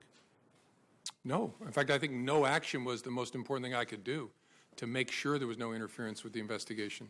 And on the Flynn issue specifically, I believe you said earlier that you believe the president was suggesting you drop any investigation of Flynn's account of his conversation with the Russian ambassador, which was essentially misleading the vice president and others? Correct. And I'm not going to go into the details, but whether there were false statements made to government investigators as well. Any suggestion that General Flynn had violated the Logan Act, I always find pretty incredible. The Logan Act's been on the books for over 200 years. Nobody's ever been prosecuted for violating the Logan Act. My sense would be that the discussion not the problem misleading investigators or the vice president might have been. That's fair. Yes, sir. And had you previously on February the 14th discussed with the president in the previous meeting anything your investigators had learned or their impressions from talking to Flynn? No, sir. So he said he's a good guy, you said he's a good guy, and that was no further action taken on that. Well, he said more than that, but there was no, the action was, I wrote it up, briefed our senior team, tried to figure out what to do with it, and just made a decision. We're going to hold this and then see what we make of it down the road. Yes, sir. Was it your view that not briefing up meant you really had no responsibility to report that to the Justice Department in some way? I think at some point, and I don't know what Director Mueller is going to do with it, but at some point, I was sure we were going to brief it to the team in charge of the case. But our judgment was, in the short term, doesn't make sense to, no fuzz on the fact I reported to the Attorney General. That's why I stressed he shouldn't be kicked out of the room. But it didn't make sense to report to him now. You know, you said the Attorney General said, I don't want to be in the room with him alone again, but you continued to talk to him on the phone. What is the difference in being in the room alone with him and talking to him on the phone alone? Yeah, I think what I stressed to the Attorney General was a little broader than just the room. I said, I report to you. It's very important you be between me and the White House. After that discussion with the Attorney General, did you take phone calls from the President? Yes, sir. So why did you just say you need to talk to, why didn't you say, I'm not taking that call, you need to talk to the Attorney General? Well, I did on the April 11th call, and I reported the calls, the March 30th call and the April 11th call, to my superior, who was the acting Deputy Attorney General. I don't want to run out of time here. Let me make one other point. In reading your testimony, January the 3rd, January the 27th, and March the 30th, it appears to me that on all three of those occasions, you, unsolicited by the President, made the point to him that he was not a target of an investigation. Correct. Yes, sir. One, I thought the March 30th, very interesting. You said, well, even though you don't want, you may not want us, that was the 27th, where he said, why don't you look into that dossier thing more? You said, well, you may not want that because then we couldn't tell you, you couldn't say with, we couldn't answer the question about you being a target of the investigation, but you didn't seem to be answering that question anyhow. As Senator Rubio pointed out, the one unanswered, unleaked question seems to have been that in this whole period of time. But you said something earlier I don't want to fail to follow up on. You said after you were dismissed, you gave information to a friend so that friend could get that information into the public media. Correct. What kind of information was that? What kind of information did you give to a friend? That the Flynn conversation, that the President had asked me to let the Flynn, I mean, I'm forgetting my exact own words, but the conversation in the Oval Office. So you didn't consider your memo or your sense of that conversation to be a government document. You considered it to be somehow your own personal document that you could share with the media as you wanted to? Correct. Through a friend? I understood this to be my recollection recorded of my conversation with the President. As a private citizen, I felt free to share that. I thought it very important to get it out. So were all of your memos that you recorded on classified or other documents, memos that might be yours as a private citizen? I'm sorry, I'm not following the question. Well, I think you said you'd use classified. Oh, yeah, not the classified documents. Unclassified, I don't have any of them anymore, but I gave them to the special counsel. But, yeah, my view was that the content of those unclassified, the memorialization of those conversations was my recollection recorded. So why didn't you give those to somebody yourself rather than give them through a third party? Because I was worried the media was camping at the end of my driveway at that point, and I was actually going out of town with my wife to hide, and I worried it would be like feeding seagulls at the beach if it was I who gave it to the media. So I asked my friend, make sure this gets out. It does seem to me that what you do there is create a source close to the former director of the FBI as opposed to just taking responsibility yourself for saying, here are these records. And like everybody else, I have other things I'd like to get into, but I'm out of time. Okay. Senator King. Thank you. First, I'd like to acknowledge Senator Blumenthal and earlier Senator Nelson. I think the one principal thing you'll learn today, Senator, is that the chairs there are less comfortable than the chairs here, but I welcome you to the hearing. Mr. Comey, a broad question. Was the Russian activity in the 2016 election a one-off proposition, or is this part of a long-term strategy? Will they be back? Oh, it's a long-term practice of theirs. It stepped up a notch in a significant way in 16. They'll be back. I think that's very important for the American people to understand that this is very much a forward-looking investigation in terms of how do we understand what they did and how do we prevent it. Would you agree that that's a big part of our role here? Yes, sir, and it's not a Republican thing or a Democratic thing. It really is an American thing. They're going to come for whatever party they choose to try and work on behalf of, and they're not devoted to either in my experience. They're just about their own advantage, and they will be back. That's my observation. I don't think Putin is a Republican or a Democrat. He's an opportunist. I think that's a fair statement. With regard to the several of these conversations, in his interview with Lester Holt on NBC, the president said, I had dinner with him. He wanted to have dinner because he wanted to stay on. Is this an accurate statement? No, sir. Did you in any way initiate that dinner? No. He called me at my desk at lunchtime and asked me, was I free for dinner that night?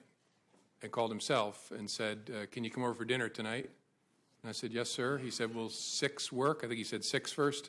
And then he said, I was going to invite your whole family, but we'll do that next time. I wanted you to come over. And is that a good time? I said, sir, whatever works for you.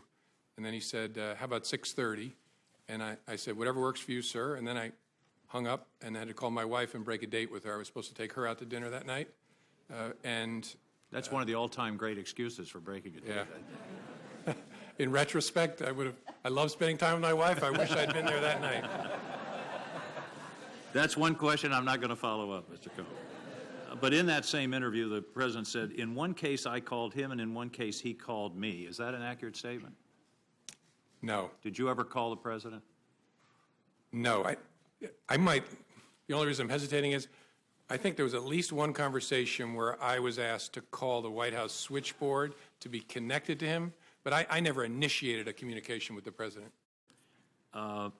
And in his press conference on May 18th, the president was asked whether he had urged you to shut down the investigation into Michael Flynn. The president responded, quote, no, no. Next question.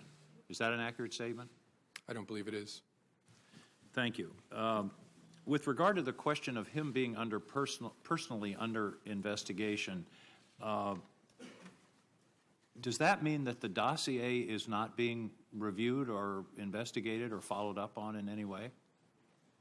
I obviously can't comment either way. I can't talk in an open setting about the investigation as it was when I was the head of the FBI, and obviously it's Director Bob Mueller's responsibility now, so I don't know. So clearly your statements to the president back in these various times when you assured him he wasn't under investigation were as of that moment.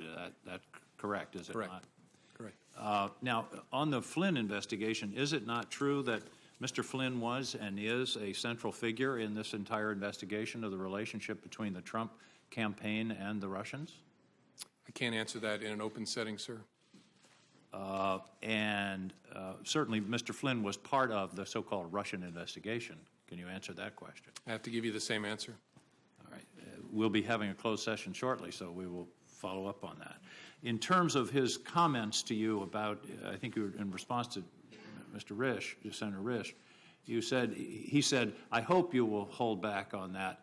But when when a president of the United States in the Oval Office says something like I hope or I suggest or would you, do you take that as a directive? Yes. Yes. It rings in my ear as kind of, will no one rid me of this meddlesome priest? I was just going to quote that in 1170, December 29, Henry II said, who will rid me of this meddlesome priest? And then the next day he was killed. Thomas à Becket. That's exactly the same situation. We're thinking along the same lines. Several other questions, and these are a little bit more detailed. What do you know about the Russian bank VEB? Nothing that I can talk about in an open setting. Well, I know that takes care of my next 3 questions. I know it exists. Yes, sir. You know it exists. What is the relationship of the ambassador from Russia to the United States, to the Russian intelligence infrastructure? Well, he's a diplomat who is the chief of mission at the Russian embassy, which employs a robust cohort of intelligence officers. And so surely he's witting of their very, very aggressive intelligence operations, at least some of it in the United States. I don't consider him to be an intelligence officer himself. He's a diplomat. Did the FBI ever brief the Trump administration about the advisability of interacting directly with Ambassador Kislyak? I think all I can say sitting here is there were a variety of defensive briefings given to the incoming administration about the counterintelligence risk. Back to Mr. Flynn, would closing out the Flynn investigation have impeded the overall Russian investigation? No. Well, unlikely, except to the extent there's always a possibility if you have a criminal case against someone and you bring it and squeeze them, you flip them, and they give you information about something else. But I saw the two as touching each other but separate.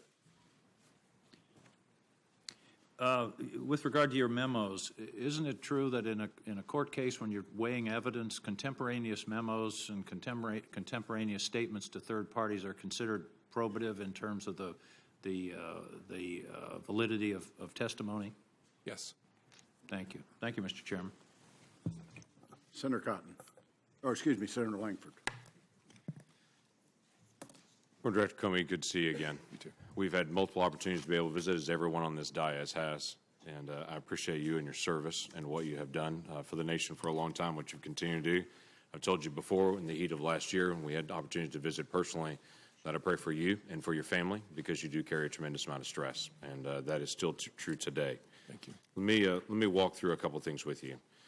Your notes are obviously exceptionally important because they give a very rapid account of what you wrote down and what you perceived happened in those different meetings. Have you had the opportunity to be able to reference those notes when you were preparing the written statement that you put for us today? Yes. Yes. I think nearly all of my written recordings of my conversations, I had a chance to review them before filing my statement. Do you have a copy of any of those notes personally? I don't. I turned them over to Bob Mueller's investigators. The individual that you told about your memos that then was sent on to the New York Times, did they have a copy of those memos or were they told orally of those memos? Had a copy. I had a copy at the time. Do they still have a copy of those memos?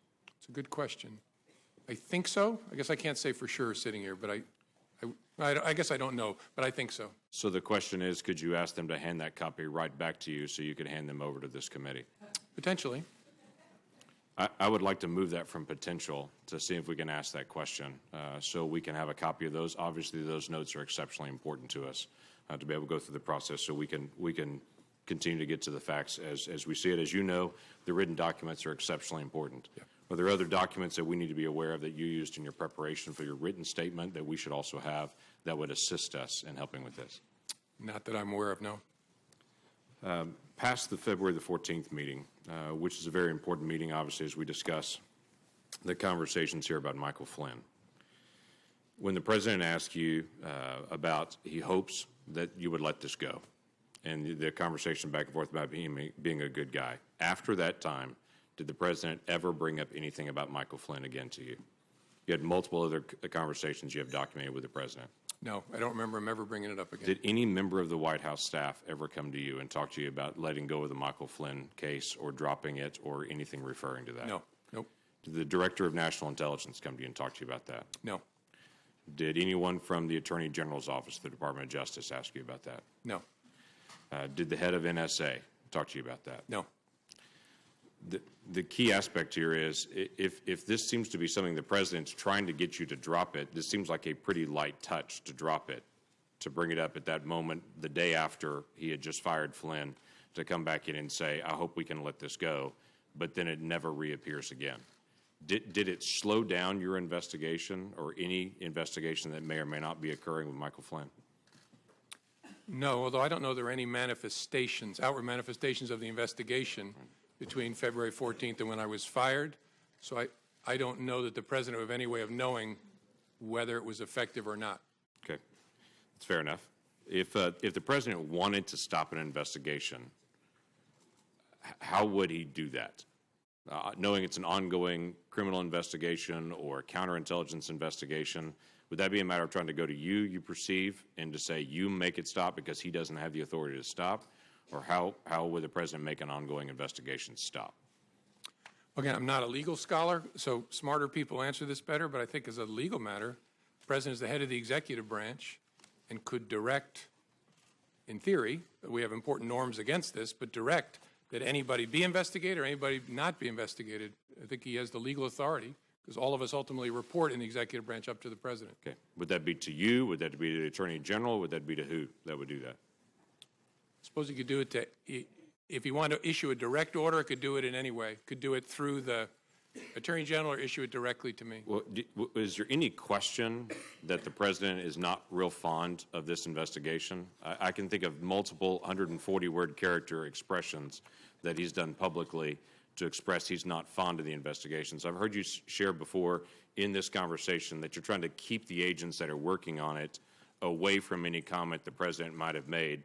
Quite frankly, the president has informed around 6 billion people that he's not real fond of this investigation. Do you think there's a difference in that? Yes. Okay. I think there's a big difference in kicking superior officers out of the Oval Office, looking the FBI director in the eye and saying, I hope you'll let this go. I think if the agents, as good as they are, heard the President of the United States did that, there's a real risk of a chilling effect on their work. That's why we kept it so tight. Okay. You had mentioned before about some news stories and news accounts. Without having to go into all the names and the specific times and to be able to dip into all that, have there been news accounts about the Russia investigation, about collusion, about this whole event, or accusations that, as you read the story, you were stunned about how wrong they got the facts? Yes. There have been many, many stories purportedly based on classified information about lots of stuff, but especially about Russia, that are just dead wrong. I was interested in your comment that you made as well, that the president said to you, if there were some satellite associates of his that did something wrong, it would be good to find that out. That the president seemed to talk to you specifically on March the 30th and say, I'm frustrated that the word is not getting out that I'm not under investigation, but if there are people that are in my circle that are, let's finish the investigation. Is that how you took it as well? Yes, sir. Yes. And then you made a comment earlier about the Attorney General, previous Attorney General, asking you about the investigation on the Clinton emails, saying that you've been asked not to call it an investigation anymore, but to call it a matter. And you had said that confused you. Can you give us additional details on that? Well, it concerned me because we were at the point where we had refused to confirm the existence, as we typically do, of an investigation for months. And it was getting to a place where that looked silly because the campaigns were talking about interacting with the FBI in the course of our work. The Clinton campaign at the time was using all kinds of euphemisms, security review, matters, things like that, for what was going on. We were getting to a place where the Attorney General and I were both going to have to testify and talk publicly about it. And I wanted to know, was she going to authorize us to confirm we had an investigation? And she said, yes, but don't call it that, call it a matter. And I said, why would I do that? And she said, just call it a matter. And again, you look back in hindsight, you think, should I have resisted harder? I just said, all right, this isn't a hill worth dying on. And so I just said, okay, the press is going to completely ignore it. And that's what happened. When I said, we have opened a matter, they all reported the FBI has an investigation open. And so that concerned me because that language tracked the way the campaign was talking about the FBI's work, and that's concerning. It gave the impression that the campaign was somehow using the same language as the FBI because you were handed the campaign language and told to be able to use the campaign language. And again, I don't know whether it was intentional or not, but it gave the impression that the Attorney General was looking to align the way we talked about our work with the way a political campaign was describing the same activity, which was inaccurate. We had a criminal investigation open. As I said before, we're the Federal Bureau of Investigation. We had an investigation open at the time, and so that gave me a queasy feeling. Thank you. Senator Manchin. Thank you, Mr. Chairman. Thank you, Mr. Comey. I appreciate very much you being here. West Virginians are very interested in this hearing that we're having today. I've had over 600 requests for questions to ask you from my fellow West Virginians, and most of them have been asked. And there's quite a few of them that were quite detailed while asking our classified hearing. I want to thank you, first of all, for coming and agreeing to be here, volunteering, but also volunteering to stay into the classified hearing. I don't know if you had a chance to watch our hearing yesterday. I watched part of it, yes, sir. And it was quite troubling. My colleagues here had some very pointed questions they wanted answers to. They weren't classified. They could have answered in this open setting. They refused to do so. So that even makes us much more appreciative of your cooperation. Sir, the seriousness of the Russian aggressions in our past elections, and knowing that it'll be ongoing, as Senator King had alluded to, what's your concerns there? I mean, what should the American public understand? People said, well, why are we worried about this? Why make such a big deal out of this Russian investigation? Can you tell me what your thoughts would be? Sir. And then the final thing is on this same topic. Did the president ever show any concern or interest or curiosity about what the Russians were doing? Thank you, Senator. As I said earlier, I don't remember any conversations with the president about the Russia election interference. Did he ever ask you any questions concerning this? Well, there was an initial briefing of our findings, and I think there was conversation there. I don't remember it exactly, where he asked questions about what we had found and what our sources were and what our confidence level was. But after that, I don't remember anything. The reason this is such a big deal is we have this big, messy, wonderful country where we fight with each other all the time, but nobody tells us what to think, what to fight about, what to vote for, except other Americans. And that's wonderful and often painful. But we're talking about a foreign government that, using technical intrusion and lots of other methods, tried to shape the way we think, we vote, we act. That is a big deal.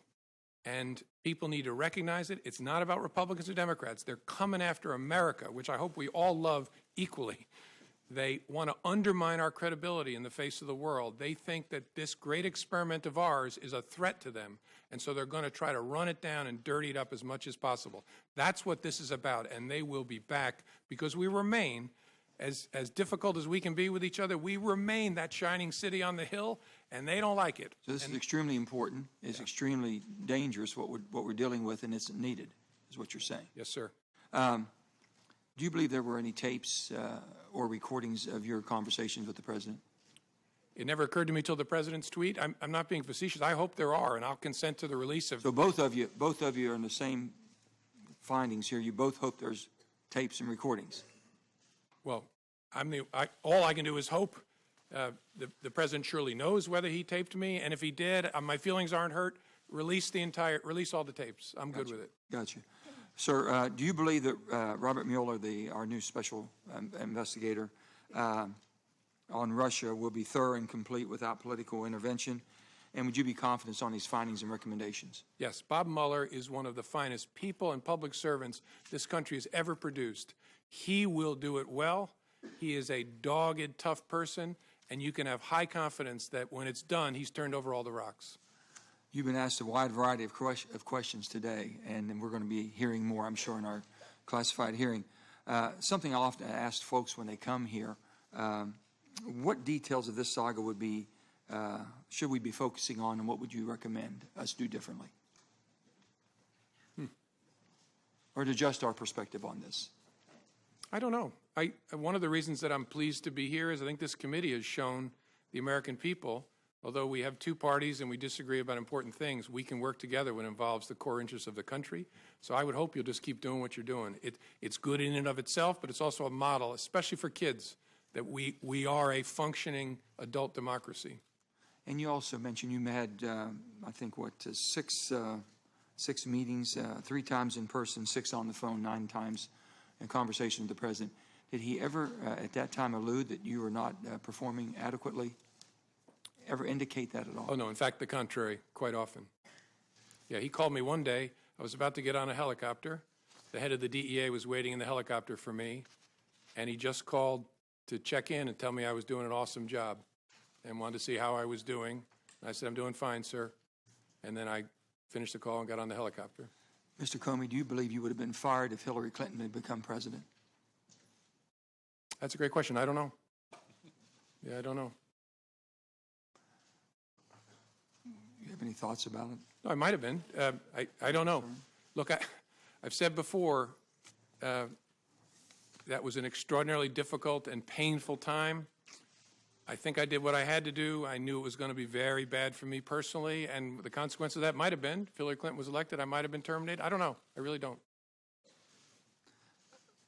My final question will be, after February 14th meeting in the Oval Office, you mentioned that you asked Attorney General Sessions to ensure that you were never left alone with the President. Did you ever consider why Attorney General Sessions was not asked to stay in the room?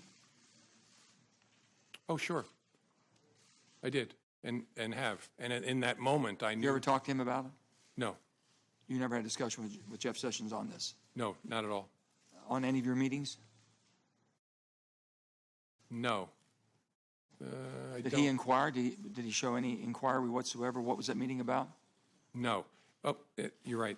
I did say to him, I'd forgotten this, when I talked to him and said, you have to be between me and the President, and that's incredibly important, and I forget my exact words, I passed along the President's message about the importance of aggressively pursuing leaks of classified information, which is a goal I share, and I passed that along to the Attorney General. I think it was the next morning in a meeting, but I did not tell him about the Flynn part. Do you believe this will rise to the obstruction of justice? I don't know. That's Bob Mueller's job to sort that out. Thank you, sir.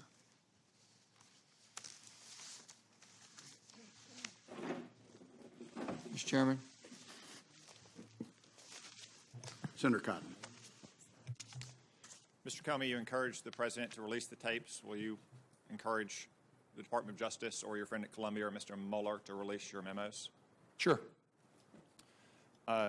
You said that you did not record your conversations with President Obama or President Bush in memos. Did you do so with Attorney General Sessions or any other senior member of the Trump Department of Justice?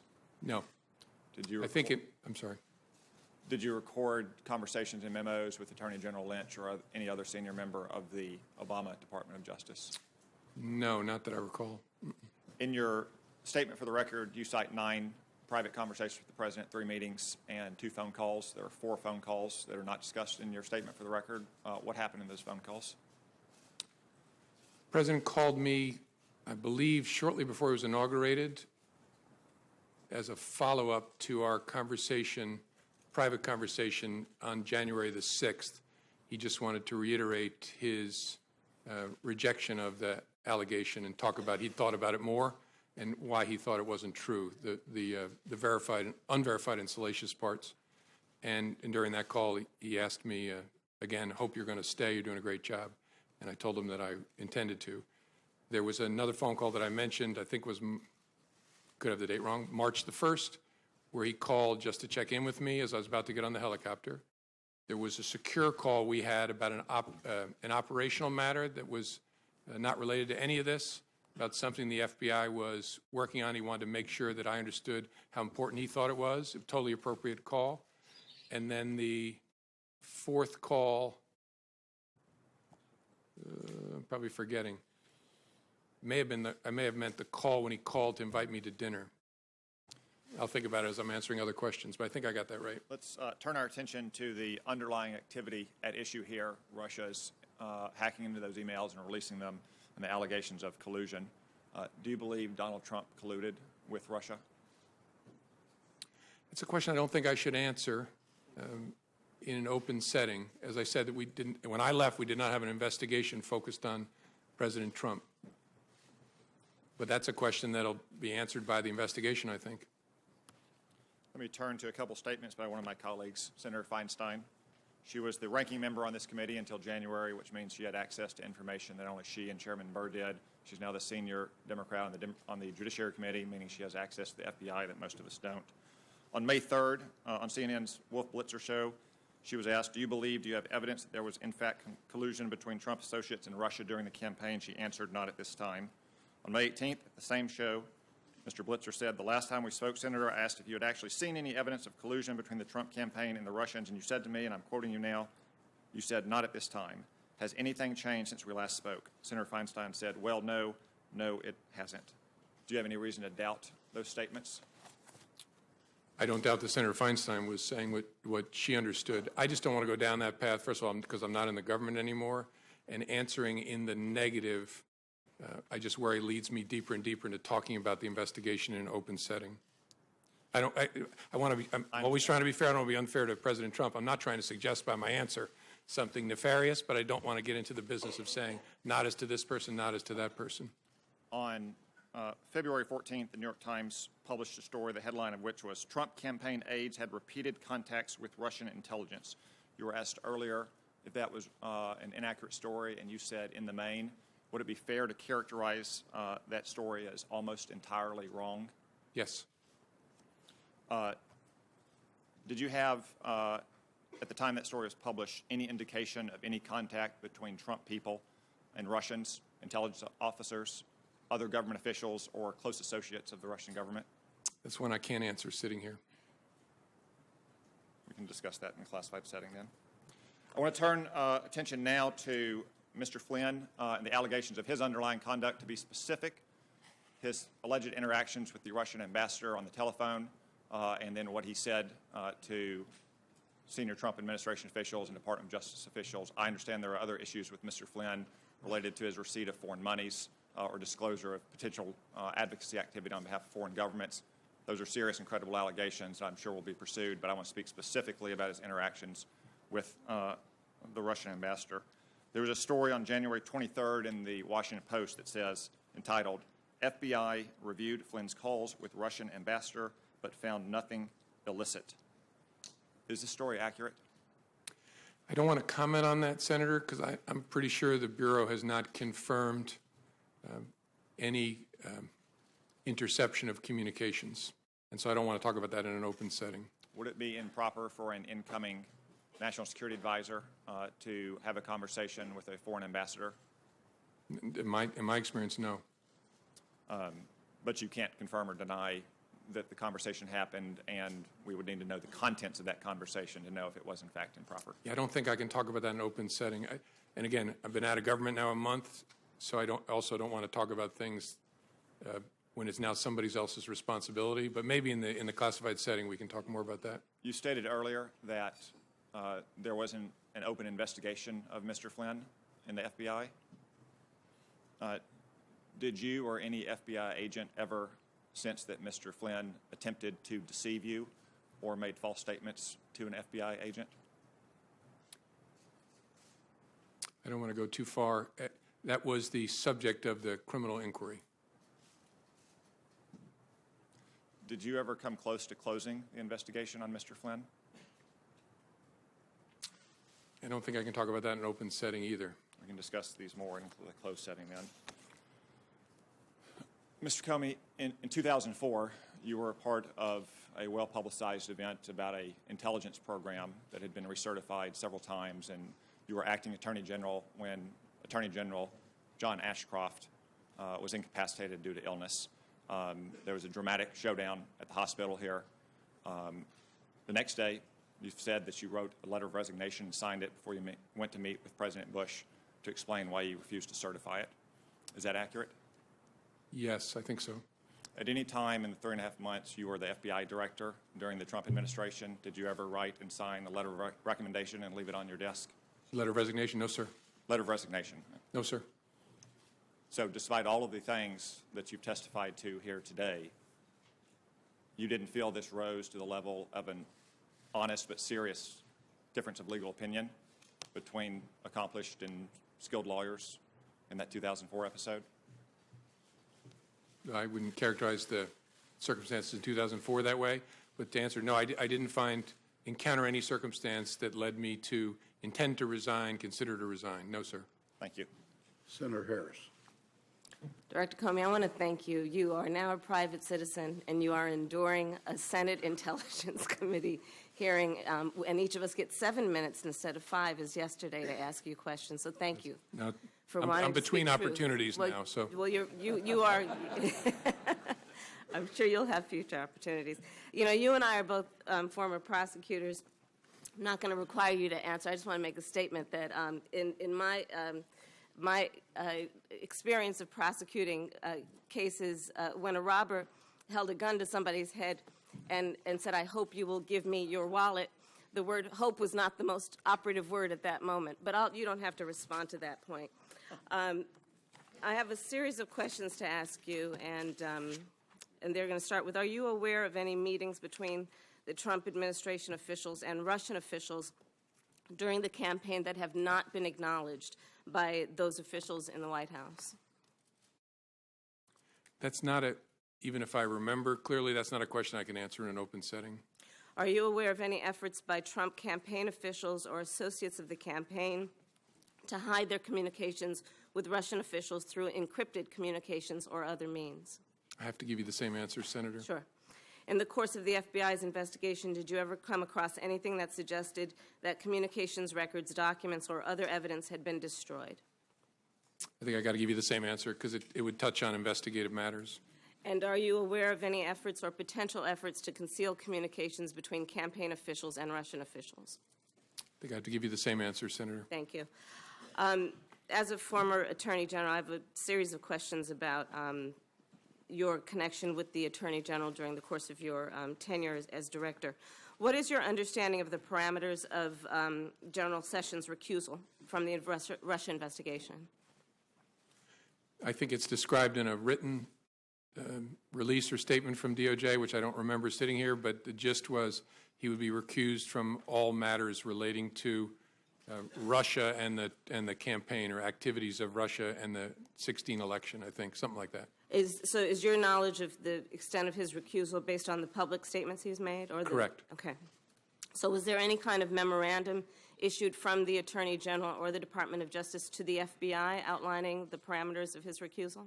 Not that I'm aware of. And do you know if he reviewed any FBI or DOJ documents pertaining to the investigation before he was recused? I don't know.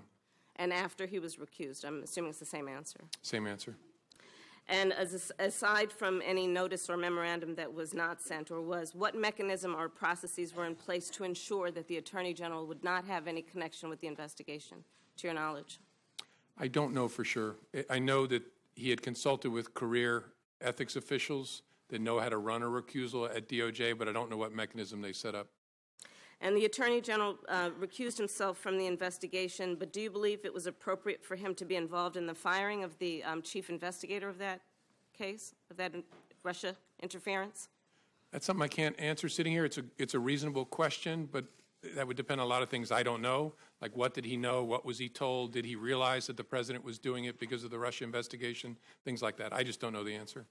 You've mentioned in your written testimony in here that the president essentially asked you for a loyalty pledge. Are you aware of him making the same request of any other members of the cabinet? I am not. Do you know one way or another what he... I don't know one way or another. I've never heard anything about it. And you mentioned that you had the conversation where he hoped that you would let the Flynn matter go on February 14th or thereabouts. It's my understanding that Mr. Sessions was recused from any involvement in the investigation about a full 2 weeks later. To your knowledge, was the Attorney General, did he have access to information about the investigation in those interim 2 weeks? In theory, sure, because he's the Attorney General. I don't know whether he had any contact with any materials related to that. To your knowledge, was there any directive that he should not have any contact with any information about the Russian investigation between the February 14th date and the day he was ultimately recused or recused himself on March 2nd? Not to my knowledge. I don't know one way or another. And did you speak to the Attorney General about the Russia investigation before his recusal? I don't think so, no. Do you know if anyone in the department, in the FBI, forwarded any documents or information or memos of any sort to the attention of the Attorney General before his recusal? I don't know of any or remember any sitting here. It's possible, but I don't remember any. Do you know if the Attorney General was involved, in fact involved, in any aspect of the Russia investigation after his recusal on the 2nd of March? I don't. I would assume not, but I don't. Well, let me say it this way. I don't know of any information that would lead me to believe he did something to touch the Russia investigation after the recusal. In your written testimony, you indicate that after you were left alone with the president, You mentioned that it was inappropriate and should never happen again to the Attorney General. And apparently he did not reply, and you write that he did not reply. What did he do, if anything? Did he just look at you? Was there a pause for a moment? What happened? I don't remember real clearly. I have a recollection of him just kind of looking at me, and there's a danger here I'm projecting onto him, so this may be a faulty memory, but I kind of got his body language gave me the sense like, what am I going to do? Did he shrug? I don't remember clearly. I think the reason I have that impression is I have some recollection of almost imperceptible, like, what am I going to do? But I don't have a clear recollection of that. He didn't say anything. And on that same February 14th meeting, you said you understood the President to be requesting that you drop the investigation. After that meeting, however, you received 2 calls from the President, March 30th and April 11th, where the President talked about a cloud over his presidency. Has anything you've learned in the months since your February 14th meeting changed your understanding of the President's request? I guess it would be what he has said in public documents or public interviews? Correct. Okay. And is there anything about this investigation that you believe is in any way biased or is not being informed by a process of seeking the truth? No. The appointment of a special counsel should offer great, especially given who that person is, great comfort to Americans, no matter what your political affiliation is, that this will be done independently, competently, and honestly. And do you believe that he should have full authority, Mr. Mueller, to be able to pursue that investigation? Yes, and knowing him well over the years, if there's something that he thinks he needs, he will speak up about it. Do you believe he should have full independence? Oh, yeah. And he wouldn't be part of it if he wasn't going to get full independence. Thank you. Senator Cornyn. Thank you, Mr. Chairman. Mr. Comey, I'll repeat what I've said at previous hearings, that I believe you're a good and decent man who's been dealt a very difficult hand, starting back with the Clinton email investigation. And I appreciate your willingness to appear here today voluntarily and answer our questions and cooperate with our investigation. As a general matter, if an FBI agent has reason to believe that a crime has been committed, do they have a duty to report it? That's a good question. I don't know that there's a legal duty to report it. They certainly have a cultural, ethical duty to report it. You're unsure whether they would have a legal duty? Yeah, that's a good question. I've not thought about it before. I don't know where the legal, there's a statute that prohibits misprision of a felony, knowing of a felony, and taking steps to conceal it, but this is a different question. And so look, let me be clear. I would expect any FBI agent who has information about a crime being committed to report it. Me too. But where you rest that obligation, I don't know. It exists. And let me ask you as a general proposition, if you're trying to make an investigation go away, is firing an FBI director a good way to make that happen? By that I mean... Yeah, it doesn't make a lot of sense to me, but I'm obviously hopelessly biased, given that I was the one fired. I understand it's personal. No, given the nature of the FBI, I meant what I said. There's no indispensable people in the world, including at the FBI, that there's lots of bad things about me not being at the FBI. Most of them are for me, but the work's going to go on as before. So nothing that's happened that you've testified to here today has impeded the investigation of the FBI or Director Mueller's commitment to get to the bottom of this from the standpoint of the FBI and the Department of Justice. Would you agree with that? Correct. Especially the appointment of former Director Mueller is a critical part of that equation. Let me take you back to the Clinton email investigation.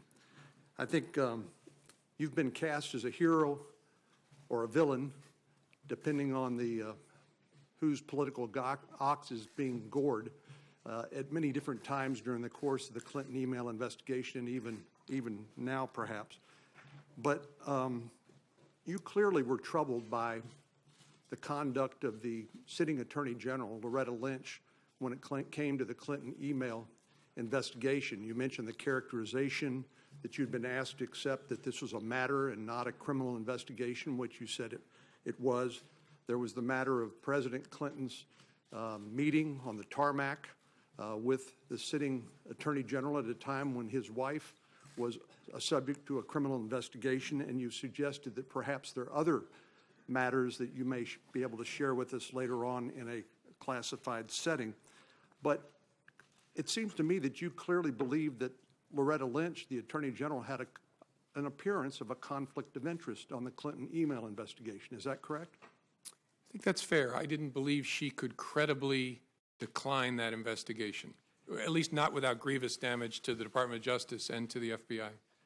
And under Department of Justice and FBI norms, wouldn't it have been appropriate for the Attorney General, or if she had recused herself, which she did not do, for the Deputy Attorney General to appoint a special counsel?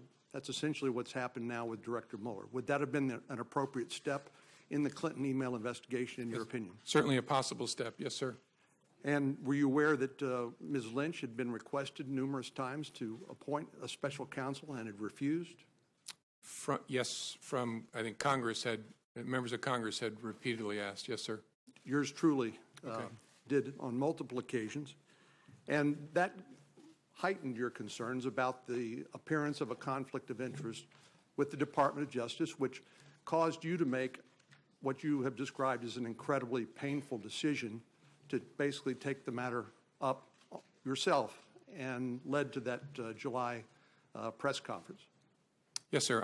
After the President Clinton, former President Clinton, met on the plane with the Attorney General, I considered whether I should call for the appointment of a special counsel, and I decided that that would be an unfair thing to do because I knew there was no case there. We had investigated it very, very thoroughly. I know this is a subject of passionate disagreement, but I knew there was no case there, and calling for the appointment of a special counsel would be brutally unfair because it would send the message, aha, there's something here. That was my judgment. Again, lots of people have different views of it, but that's how I thought about it. Well, if a special counsel had been appointed, they could have made that determination that there was nothing there and declined to pursue it, right? Sure, but it would have been many months later or a year later.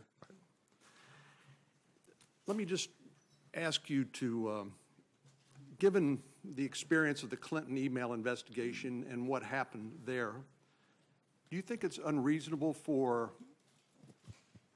anyone, any president, who has been assured on multiple occasions that he's not the subject of an FBI investigation, do you think it's unreasonable for them to want the FBI director to publicly announce that so that this cloud over his administration would be removed? I think that's a reasonable point of view. The concern would be obviously, because if that boomerang comes back, it's going to be a very big deal because there will be a duty to correct. Well, we saw that in the Clinton email investigation, of course. Yes, I recall that. Yeah, I know you do.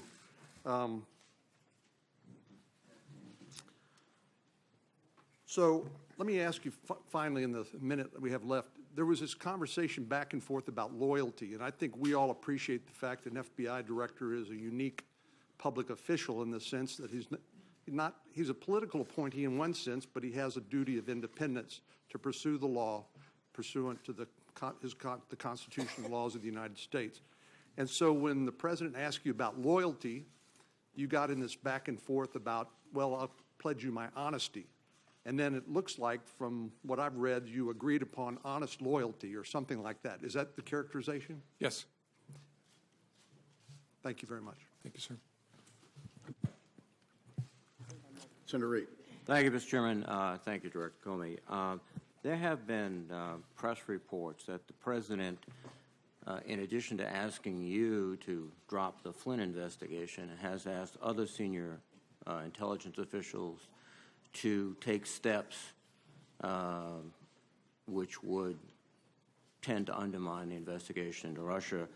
There's been reports that he's asked DNI Coates and Admiral Rogers to make public statements exonerating him or taking the pressure off him, and also reports about Admiral Rogers and Director Pompeo to intervene and reach out to the FBI and ask them.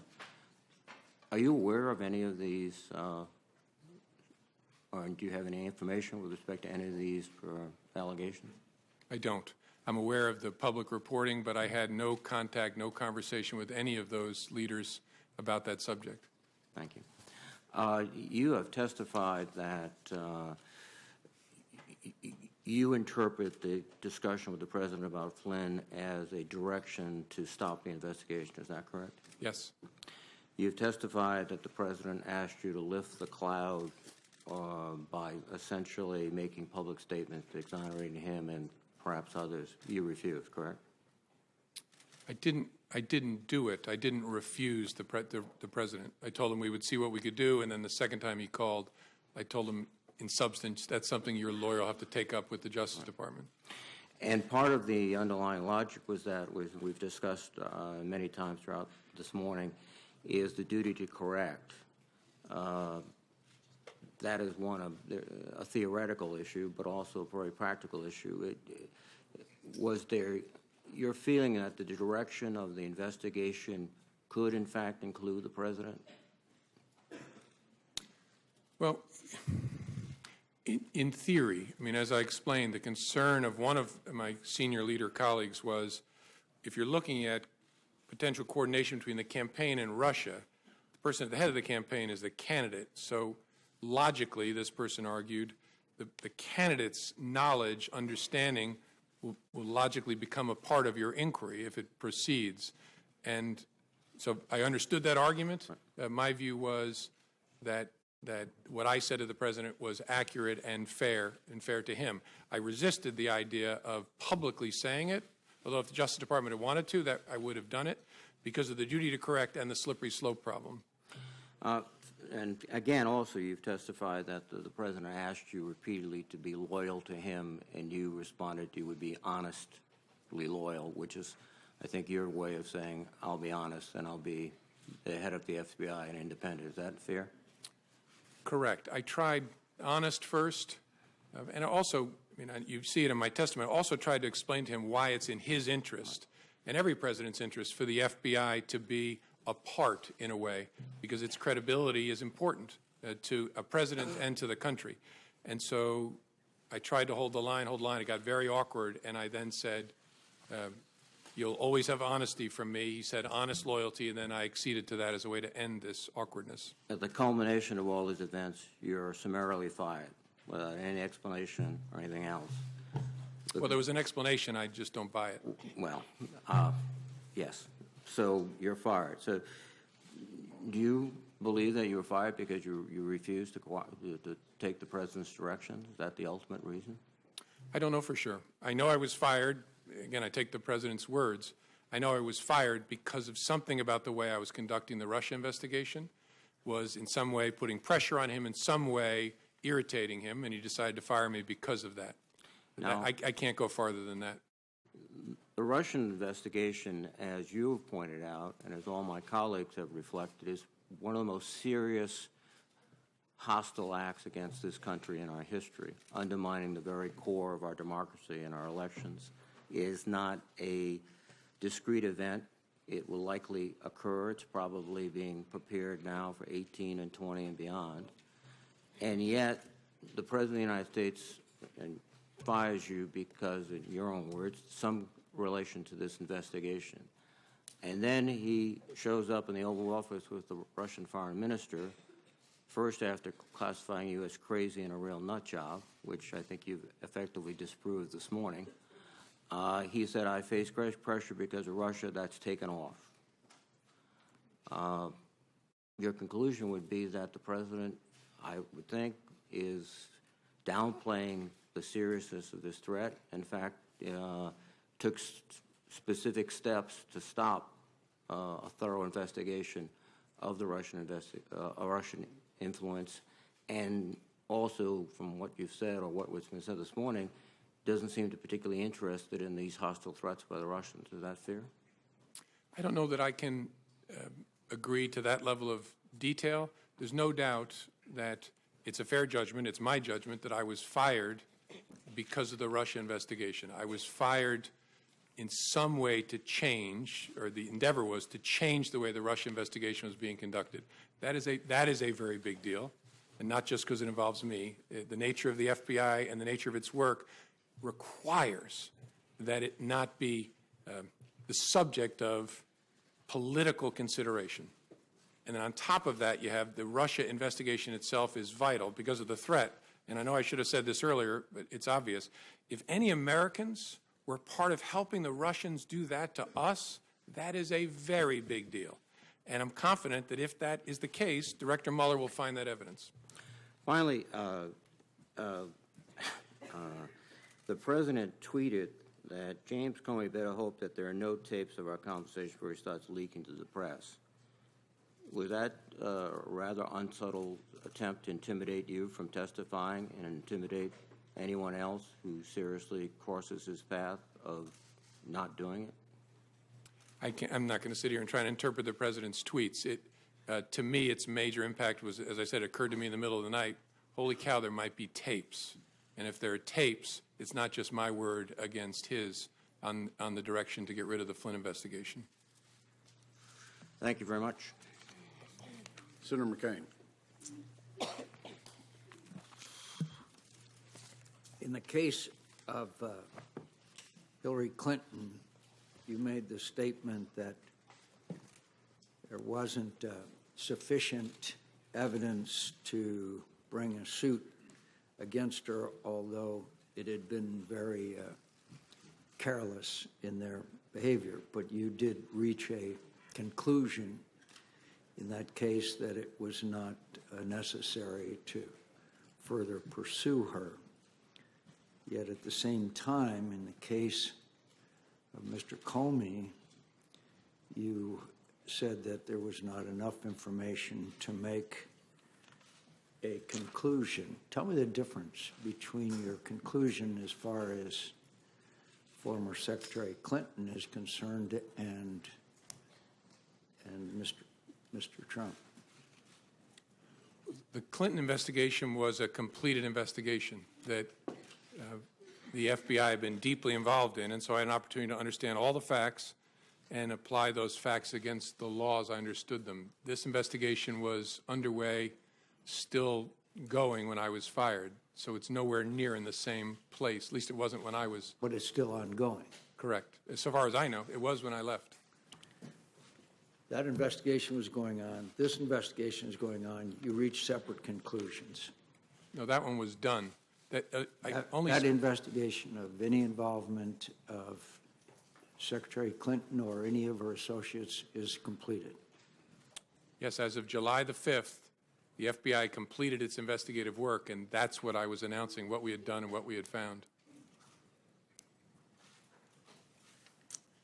Well, at least in the minds of this member, there's a whole lot of questions remaining about what went on, particularly considering the fact that, as you mentioned, it's a, quote, big deal as to what went on during the campaign.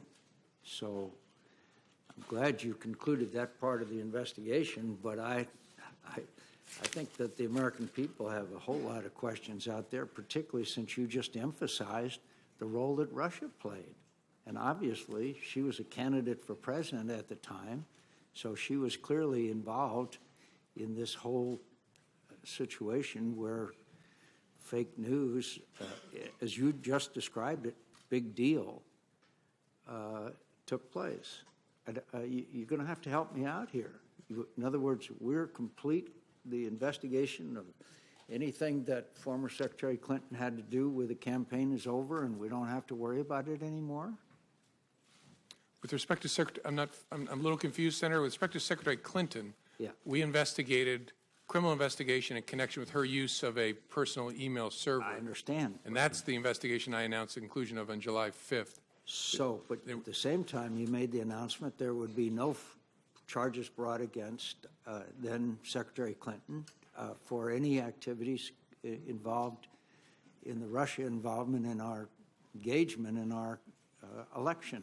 I don't quite understand how you could be done with that, but not done with the whole investigation of their attempt to affect the outcome of our election. No, I'm sorry. We're not, at least when I left, when I was fired on May the 9th, there was still an open, active investigation to understand the Russian efforts and whether any Americans work with them. But you reached the conclusion that there was no reason to bring charges against Secretary Clinton. So you reached a conclusion. In the case of Mr. Comey, you the President Comey, No, sir. excuse me, in the case of President Trump, you have an ongoing investigation. So you got one candidate who you're done with and another candidate that you have a long way to go. Is that correct? I don't know how far the FBI has to go, but yes, that the Clinton email investigation was completed, the investigation of Russia's efforts in connection with the election, and whether there was any coordination, and if so, with whom, between Russia and the campaign, was ongoing when I left. You just made it clear in what you said. This is a, quote, big deal, unquote. I think it's hard to reconcile. In one case, you reach a complete conclusion, and the other side, you have not. And you, in fact, obviously, there's a lot more there, as we know, as you called it, a, quote, big deal. She's one of the candidates. But in her case, you say there would be no charges, and in the case of President Trump, the investigation continues. What has been brought out in this hearing is more and more emphasis on the Russian engagement and involvement in this campaign. How serious do you think this was? Very serious, but I want to say something, be clear. We have not announced, and there was no predication to announce, an investigation of whether the Russians may have coordinated with Secretary Clinton's campaign. Secretary Clinton's campaign. No, but they may not have been involved with their campaign. They were involved with the entire presidential campaign, obviously. Of course. Yes, sir. And that is an investigation that began last summer, and so far as I'm aware, continues. So both President Trump and former candidate Clinton are both involved in the investigation, yet one of them, you said there's going to be no charges, and the other one, the investigation continues. Well, I think there's a double standard there, to tell you the truth. Then when the president said to you, you talked about the April 11th phone call, and he said, quote, because I've been very loyal to you, very loyal. We had that thing, you know. Did that arouse your curiosity as what, quote, that thing was? Yes. Why didn't you ask him? It didn't seem to me to be important for the conversation we were having to understand it. I took it to be an effort to communicate to me that there is a relationship between us where I've been good to you, you should be good to me. Yeah, but I think it would intensely arouse my curiosity if the President of the United States said, we had that thing, you know. I'd like to know what the hell that thing is, particularly if I'm the director of the FBI. Yeah, I get that, Senator. Honestly, I'll tell you what, this is speculation, but what I concluded at the time is in his memory he was searching back to our encounter at the dinner and was preparing himself to say, I offered loyalty to you, you promised loyalty to me, and all of a sudden his memory showed him that did not happen, and I think he pulled up short. That's just a guess, but I've a lot of conversations with humans over the years. I think I would have had some curiosity if it had been about me, to be honest with you. So are you aware anything that would believe you to believe that the president or the members of the administration or members of the campaign could potentially be used to coerce or blackmail the administration? That's a subject for investigations, not something I can comment on sitting here. But you reached that conclusion as far as Secretary Clinton was concerned. But you're not reaching a conclusion as far as this administration is concerned. Are you aware of anything that would lead you to believe that information exists that could coerce members of the administration or blackmail the administration? That's not a question I can answer, Senator. Senator's time's expired. Thank you. All time's expired for the hearing. Can I say for members, we'll reconvene promptly at 1 p.m. In the hearing room. We have a vote scheduled for 1:45. I would suggest that all members promptly be there at 1 o'clock. We have about 3 minutes. I'd like to have order. Photographers return to where you were, please. This hearing's not adjourned yet. Either that or we'll remove you. To members, we have about 3 minutes of updates that we would love to cover as soon as we get into the closed session before we have an opportunity to spend some time with Director Comey. Based on our agreement, it would be my intentions to adjourn that closed hearing between 2 and 2:10 so that members can go vote, and I would urge you to eat at that time. Jim, several of us on this committee have had the opportunity to work with you since you walked in the door. I want to say personally on behalf of all the committee members, we're grateful to you for your service to your country, not just in the capacity as FBI director, but as prosecutor, and more importantly, being somebody that loves this country enough to tell it like it is. I want to say to your workforce that we're grateful to them with the level of cooperation that they have shown us, with the trust we've built between both organizations, the Congress and the Bureau. We couldn't do our job if it wasn't for their willingness to share candidly with us the work that we need to see. This hearing's the 9th public hearing this committee has had this year. That is twice the historical year-long average of this committee. I think the Vice Chairman and my biggest challenge when this investigation has concluded is to return our hearings to the secrecy of a closed hearing, to encourage our members not to freely talk about intelligence matters publicly, and to respect the fact that we have a huge job, and that's to represent the entire body of the United States Senate and the American people, to make sure that we work with the intelligence community to provide you the tools to keep America safe, and that you do it within the legal limit or those limits that are set by the executive branch.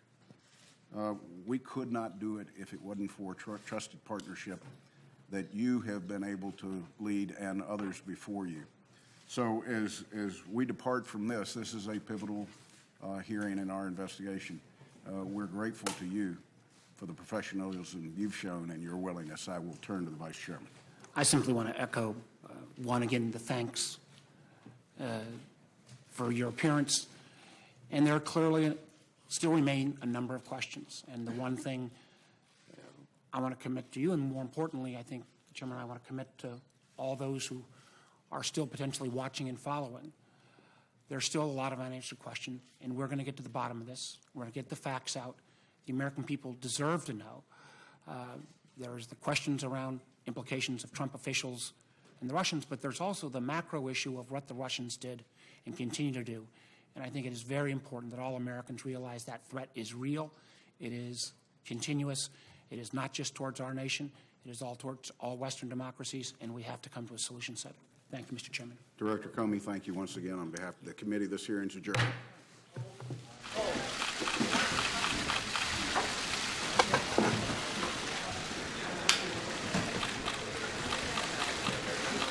Who's hot? Who's hot?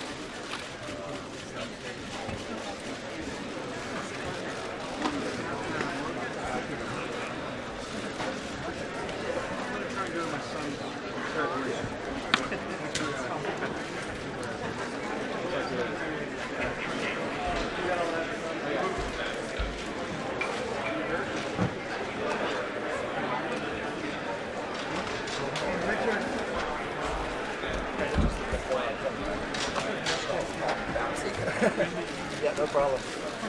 Yeah, all right. And now, can you come like this?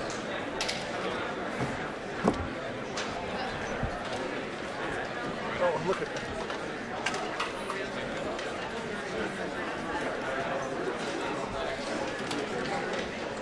Thank you.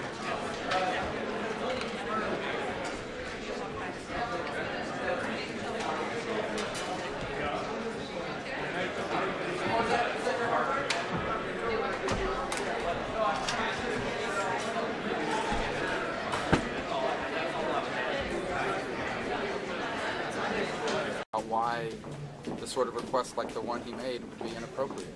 And that's obviously what we're going to continue to focus on here in the days ahead, not to mention the broader issue of Russian interference, which is ultimately the main charge of the Intelligence Committee. Senator, if this was a case simply of a president who is unfamiliar with the rules and norms of this, does that forgive what he asked Director Comey that you just said you believed was wrong? No, of course not. He should not have said what he said in the Oval Office on the 14th of February. So the question is, was it something he said, shouldn't have said, or is it something that was part of a broader effort to impede an investigation? That is the fundamental question that people are seeking to answer, and today's testimony is a piece of a broader puzzle. We still have not heard directly from Admiral Rogers or Director Coates about what the President asked of them. So until that happens, and other information is forthcoming, but again, those issues are going towards what's probably more in the purview of the Judiciary Committee and/or Mueller. But our focus is on, obviously, in the case of Director Comey, how this impacted the counterintelligence function of the FBI. So your posture in this hearing was distinctly different. Your posture in this hearing was distinctly different than your posture yesterday towards the other two witnesses. What explains that? The witnesses yesterday weren't answering questions. Director Comey was. He had already written a statement that answered a lot of questions. There's no point in me asking the same questions that Feinstein and Warner had already asked. But the difference is yesterday we couldn't get an answer on a fundamental question. They said yesterday that they had not been pressured, but they would not answer if they had been asked. Director Comey didn't hold back on anything other than things that were unclassified. So I wanted to kind of focus in on what we're talking about here and remove what we're not talking about here. And so there are three things, three requests the President made. He asked for loyalty. Others had focused in on that. He asked that the public be made aware that he was not under investigation. And my point on that is that that's what Director Comey did today anyways, and he had already informed other people of. And he asked that the investigation of Flynn be dropped. And he asked that one time.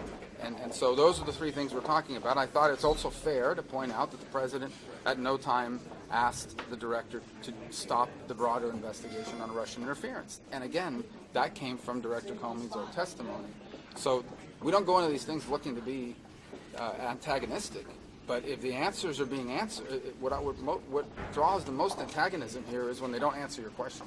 Director Comey was incredibly forthcoming today, including giving his own opinion and his own views on certain matters beyond simply the facts. So, Senator, with his testimony today, you didn't feel you heard any clear evidence of obstruction? Well, that's a legal determination to be made by prosecutors, not by the Intelligence Committee.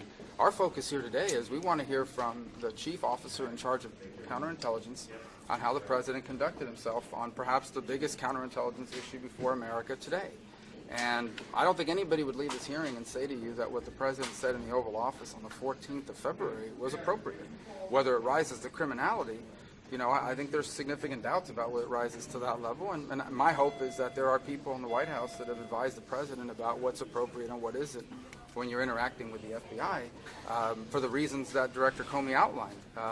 It's not clear why that didn't happen sooner. And it was a disservice to the President. But what's your feeling at this point? Do you believe it does rise to criminality? I'm not prepared to reach a conclusion on that because we're not done with all the other pieces that are missing. Part of it is we need to hear what Admiral Rogers and Director Coates have to say. They didn't answer the question yesterday, and they didn't have the closed hearing, and they didn't come to the closed hearing afterwards. So, Senator Rubio, what did you make of Comey admitting that he initiated the leak? I was surprised. I'm sure you were surprised. The idea not just that he initiated the leaks on the memos, but that he did so for purposes of triggering a special prosecutor, I thought was perhaps the most explosive portion of the hearing.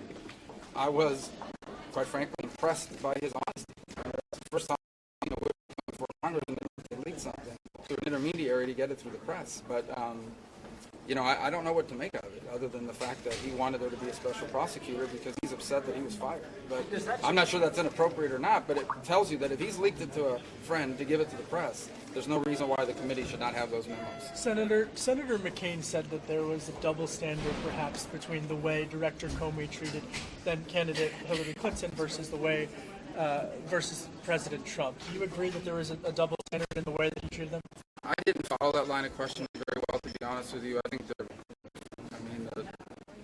no matter how one may feel about the email investigation, and I still have concerns about the way those emails were handled, that was an active investigation that went on during a period of time. It was opened, it was conducted, and it was closed. This is an ongoing investigation. It has not, in fact, it just started. And so I think they're different, and we'll have to wait and see that. I don't have any concerns about the way it's being investigated. Every single person and everything we have seen shows that this matter, broader issue of whatever issues spin off from that, are all being fully investigated, and that's what the American people deserve. What do you specifically hope to clear up in the position now? Well, it's obviously there are parts of that we can't discuss, and I'm curious to see which parts of the memo or which parts of his recollection with regards to this involve matters that are classified versus confidential. I don't think there is a protection for things you may think was confidential, which was what was so disturbing yesterday by Director Coates and Rogers, two people I like very much, but just because you think something should be confidential doesn't mean you have a right not to share it with an investigative committee. So we'll see. Obviously, there are details of the investigations, perhaps matters about the overall environment regarding the interaction between the director and the president that might be more insightful. Do you think the response to Russia for their meddling in the 2016 election has been adequate? And if not, No. what more should be done? Well, that's part of what really the most important thing we're going to do here, assuming that there's been no wrongdoing on the part of the executive branch, is tell the American people to what extent the Russians interfered, how they did it, so that we can A, respond, and B, be prepared for the next time. That really is the most important thing we're going to do, assuming there's nothing that comes with these other elements of it. And that's part of the work we're doing now. And that's the part that we really need to know, because there's an election about a year and a half from now, and as you've heard from multiple witnesses, they're going to do it again, and they're doing it now all over the world. Senator, do you have any concerns about the Attorney General and whether he might be in legal jeopardy based on what you heard in there today? I don't know. I didn't hear anything today that pointed to that. His interactions with James Comey, his potential recusal from all of this investigation, questions about whether he conducted himself appropriately. Yeah, I don't know the answer to that. And if in fact, probably the appropriate committee to oversee that would be Judiciary, because that's who he responds to. But I don't know. I haven't thought about it. I didn't hear anything off the top of my head today that triggered that notion, but I don't know. I don't want to tell you no. I don't recall. I really was focused in on. So obviously, in these committees, there's no point in me asking the same question other people asked. And so the fundamental question I had was, did you feel at any time like you were going to be fired unless you did these three things? And that question had been asked by a number of people. The second thing I wanted to make sure was, did the president ask you not to conduct the Russia investigation? He had made clear in his written testimony that he didn't, and I thought it was fair to the president and to the truth that fact be out there that the president did not. The third thing is that Flynn meeting, was that the only time he brought it up, or had it was something he was repeatedly doing? And he cleared that up. It was the only time he had done it. And then, I thought it was important right before me when Senator Risch asked the question about I hope you get rid of the investigation, his perception of it was that it was a demand. And when you put that together with the ask of loyalty, the setting in the Oval Office, the power of the president, and all these other things, you clearly got an FBI investigator that at a minimum, an FBI director felt, intimidated, for lack of a better term, certainly pressured, although he didn't end up acting on that. So that's what I really wanted to hone in on, is because the most important way to get to the truth is to get through, answer as many questions as you can get answered. What was the cloud? The cloud was the overall investigation, but what was the specific ask? And that is to tell everybody that he was not under investigation. I understand Director Comey's reason for not sharing that, because if it changes, then he's got to go back and tell people it changed, and that brings back memories of the email and the Clinton problems. But that's not criminal. That's just a process and a practice. And the president was clearly frustrated that these things were going out there. Everybody knew he wasn't being investigated, but no one could say it. So that's one thing.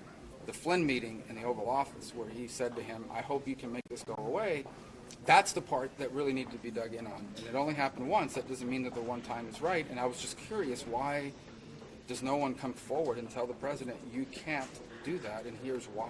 Senator, even if you don't mean anything bad about it, here's why you can't do it. I don't think he was well served by that not happening. And that's the part that I wanted to get to. Did you tell the White House counsel? Did you tell anybody that they should go to the president, or even himself, and say, Mr. President, you can't make that request, and here's the reason why? And that didn't happen.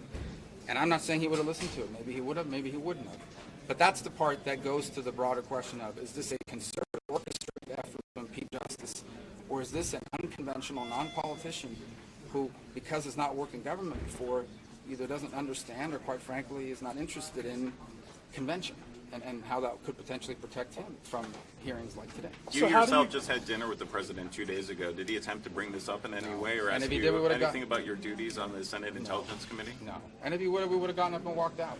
And you can ask, there were multiple people there. The whole, it was with Pompeo and McMaster, and the whole dinner was about his trip to Europe and to the Middle East. How do you, I guess, move forward in terms of, or do you think the president is willing and ready to address the broader issue of Russia? And as you said, the election coming in a year and a half. Again, I don't know how the president is supposed to address the broader issue of Russia. I mean, his intelligence agencies have opined on it. Our intelligence agencies, I should say, have opined on it. We're conducting an investigation. I don't think it's a question of if they interfere. I think it's a question of how.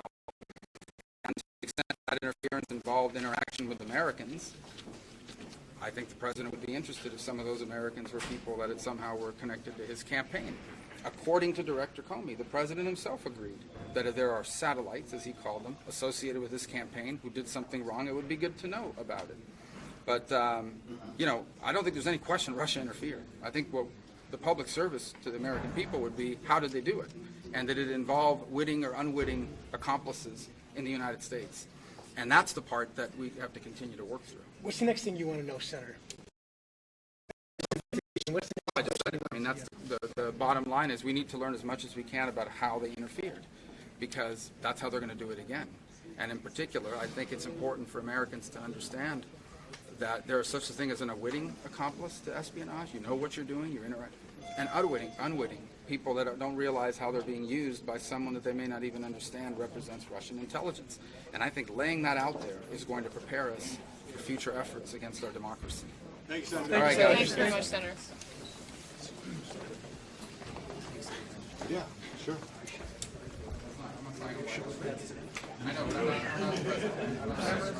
Everybody need everyone to back up, step back against the wall.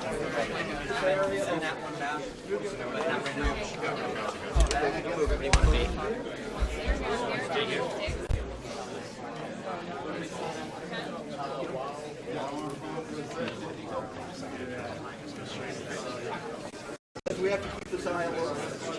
Someone was calling me and I was like, and I'm like, I know. That's what I was like, what? Then I couldn't tell because I'm getting double IFP for some reason.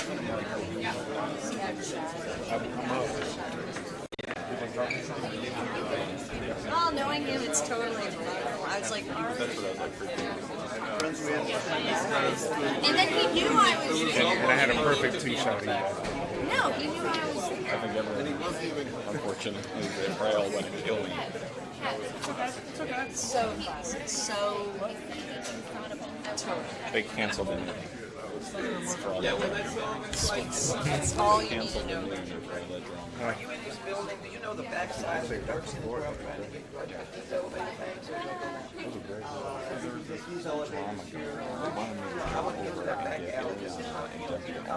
Just to give to Putney for some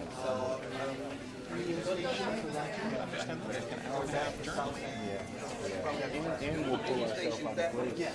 I know. No one will have to say it. I am going How are you?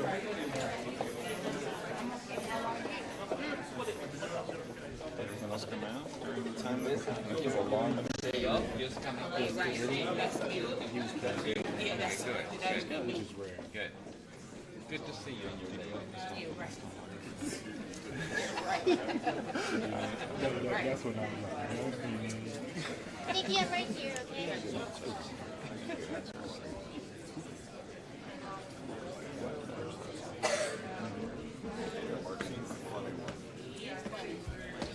When I have coffee, I'm funny when I have coffee.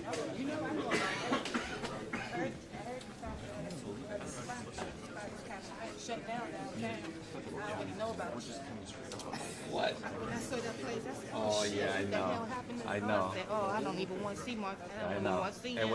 it hit me so hard. I know, but they found another spot though. I know. So you all right? Yeah. You go out the way to get back into the game, so you can stay the whole day. Exactly. Put it in town. No. I know. You know what we'll probably do? I will probably write the plan, and we'll probably just lay the track and the stuff on our end, and then send it to you to insert the stuff in. You know what I'm saying? Yeah, I already talked to Steve about it for all the hearing stuff you guys are doing. All the hearing stuff. So we'll give you a shell with all the polls, which will be like 30%. Okay. Thanks a lot.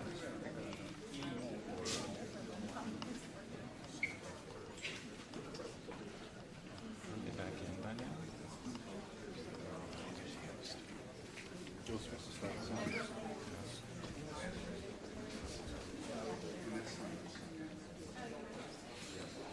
That happened, the end happened so quick. Running down here like an idiot. And then I saw that McCain thing. Did you see that? Yeah. So I was like, what? And then the guy, so I was like, I'm not part of it. I'm just walking down the hall. You know what I mean?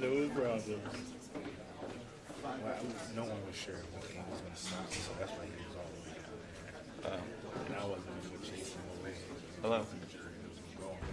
Hey.